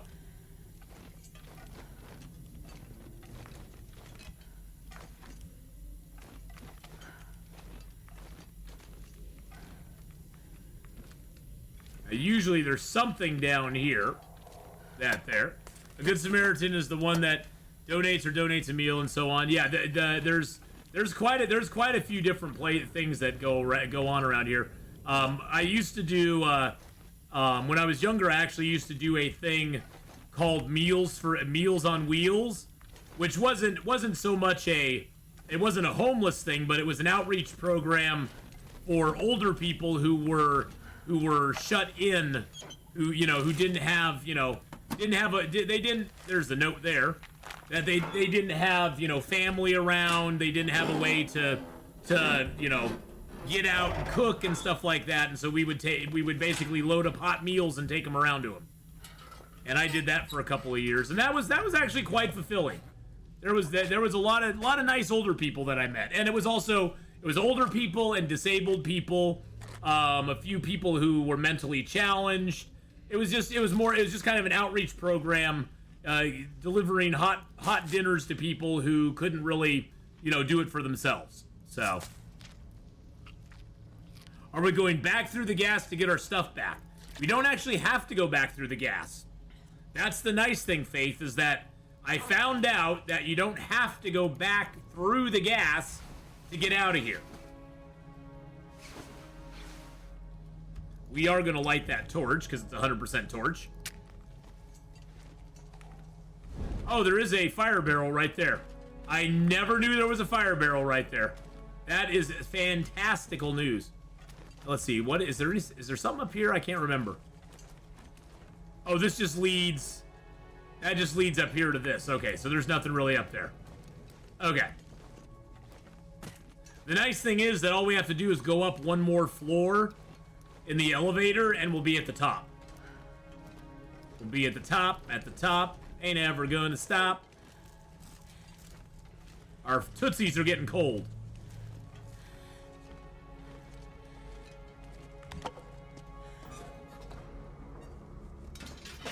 And upsy daisy we go. So yeah, Meals on Wheels was a nice organization. They did. I think they're still around. I think they're still around and they do stuff still. There we go.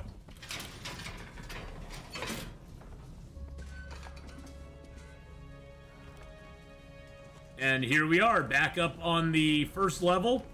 And all we gotta do is run out here and grab our stuff and we're good to go. Now we will be leaving a few things behind because we are gonna be massively overweight once we get all of our clothes and that sort of stuff on. We're gonna be massively overweight, so...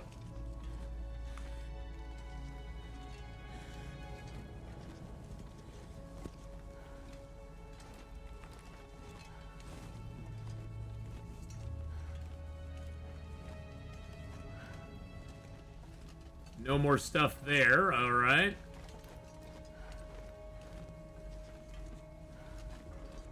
This mine is a little confusing sometimes, but it's pretty... Honestly, it's a pretty straightforward mine. The mine in Zone of Contamination is more confusing than this one.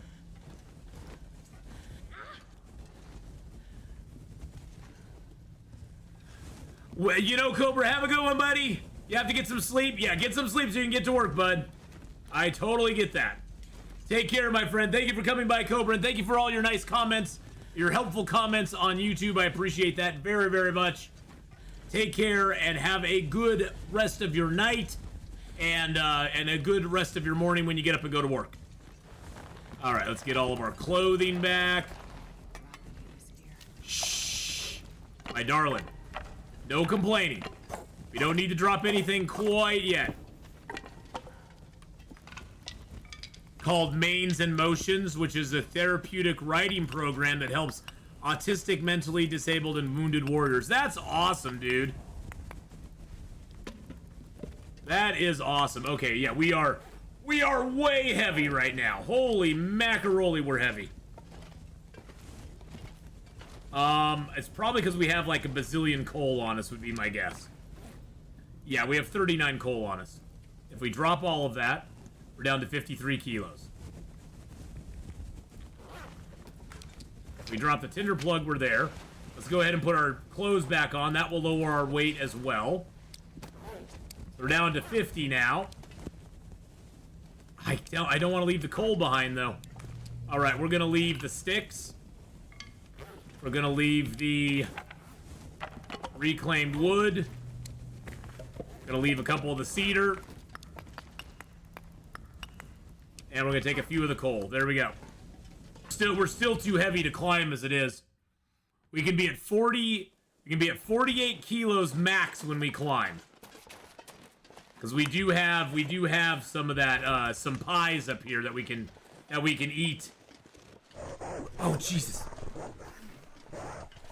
G-Mir with the 300 bits. Thank you so much for the 300 bits there, my friend.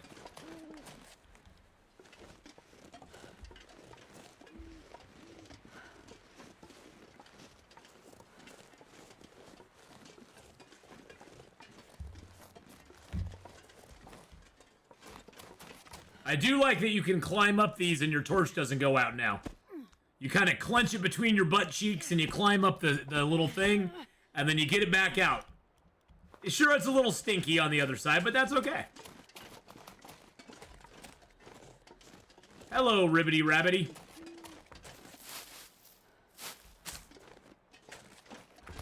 How many rose hips do I have? I got 88 rose hips right now. Run, rabbit, run!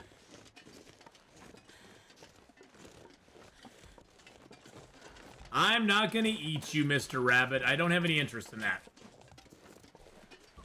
Don't have any interest in that at all. Oh, totally! Have a great one. Take care, Cobra. Get some good sleep, man. Stay hard, brother, like the Hulk would say. Hulk, smash. Smash. Go smash, Hulk. Alright, so. What have we got on us now? Let's go ahead and put our torch out. We don't need that right now. Alright.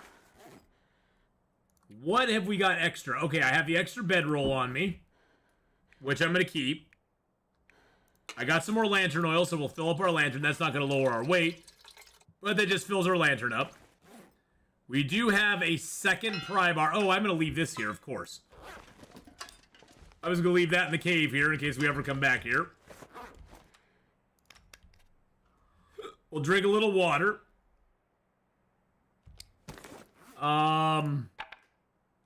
Gosh, we're almost there. We're at 48.74. We do have that 100% torch. So I could harvest these other torches up, I think. Because then they'll turn into sticks, and we can leave the sticks behind. Because the torches weigh 0.3, the sticks only weigh 0.15. I think the sticks weigh like half as much as the torches. And we could just drop the sticks. I'll keep the 40% torch, because why not? You meant Hulk Hogan! Oh! You meant Hulk Hogan. Well, I know the Hulkster as well, so that makes more sense. I was trying to figure it out in my head, but Hulk Hogan makes way more sense. Have I ever tried playing Surviving Mars, the tabletop game? Yeah, I've played that, actually. It's pretty fun. It's a pretty fun game. Okay, so we're down to 47.57, which is perfect. Let's eat some cattails. That'll lower our weight a little bit more. But yeah, Surviving Mars is pretty fun. I quite enjoy... there's another game called Outpost that I love to play. Iron Dragon's really fun. Twilight Imperium is fun, but it just takes way too long. Oh, Surviving Mars on Steam. I have played that one as well. There's actually a tabletop game that is Mars, that is based on Mars. What is the Mars tabletop game?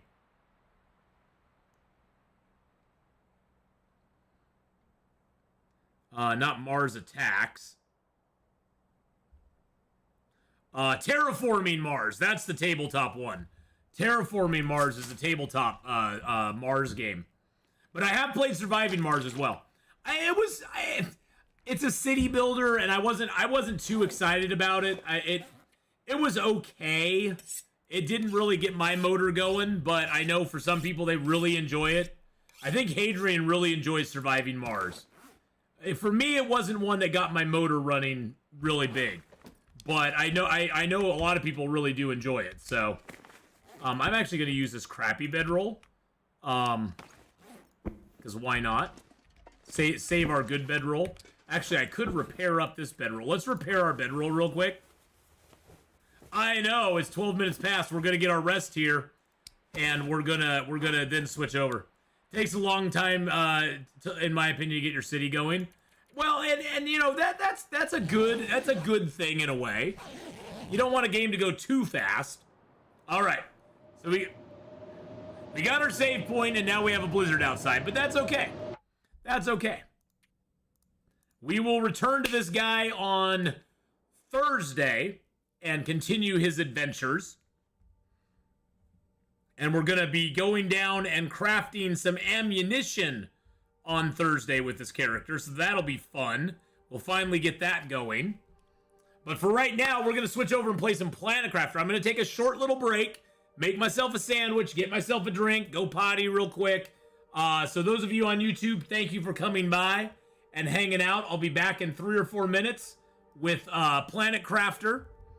And for those of you here on Twitch, we will keep going. But goodbye, everybody on YouTube. Thank you for all the love, the subs, the memberships, and all that stuff. And I'll see you later on.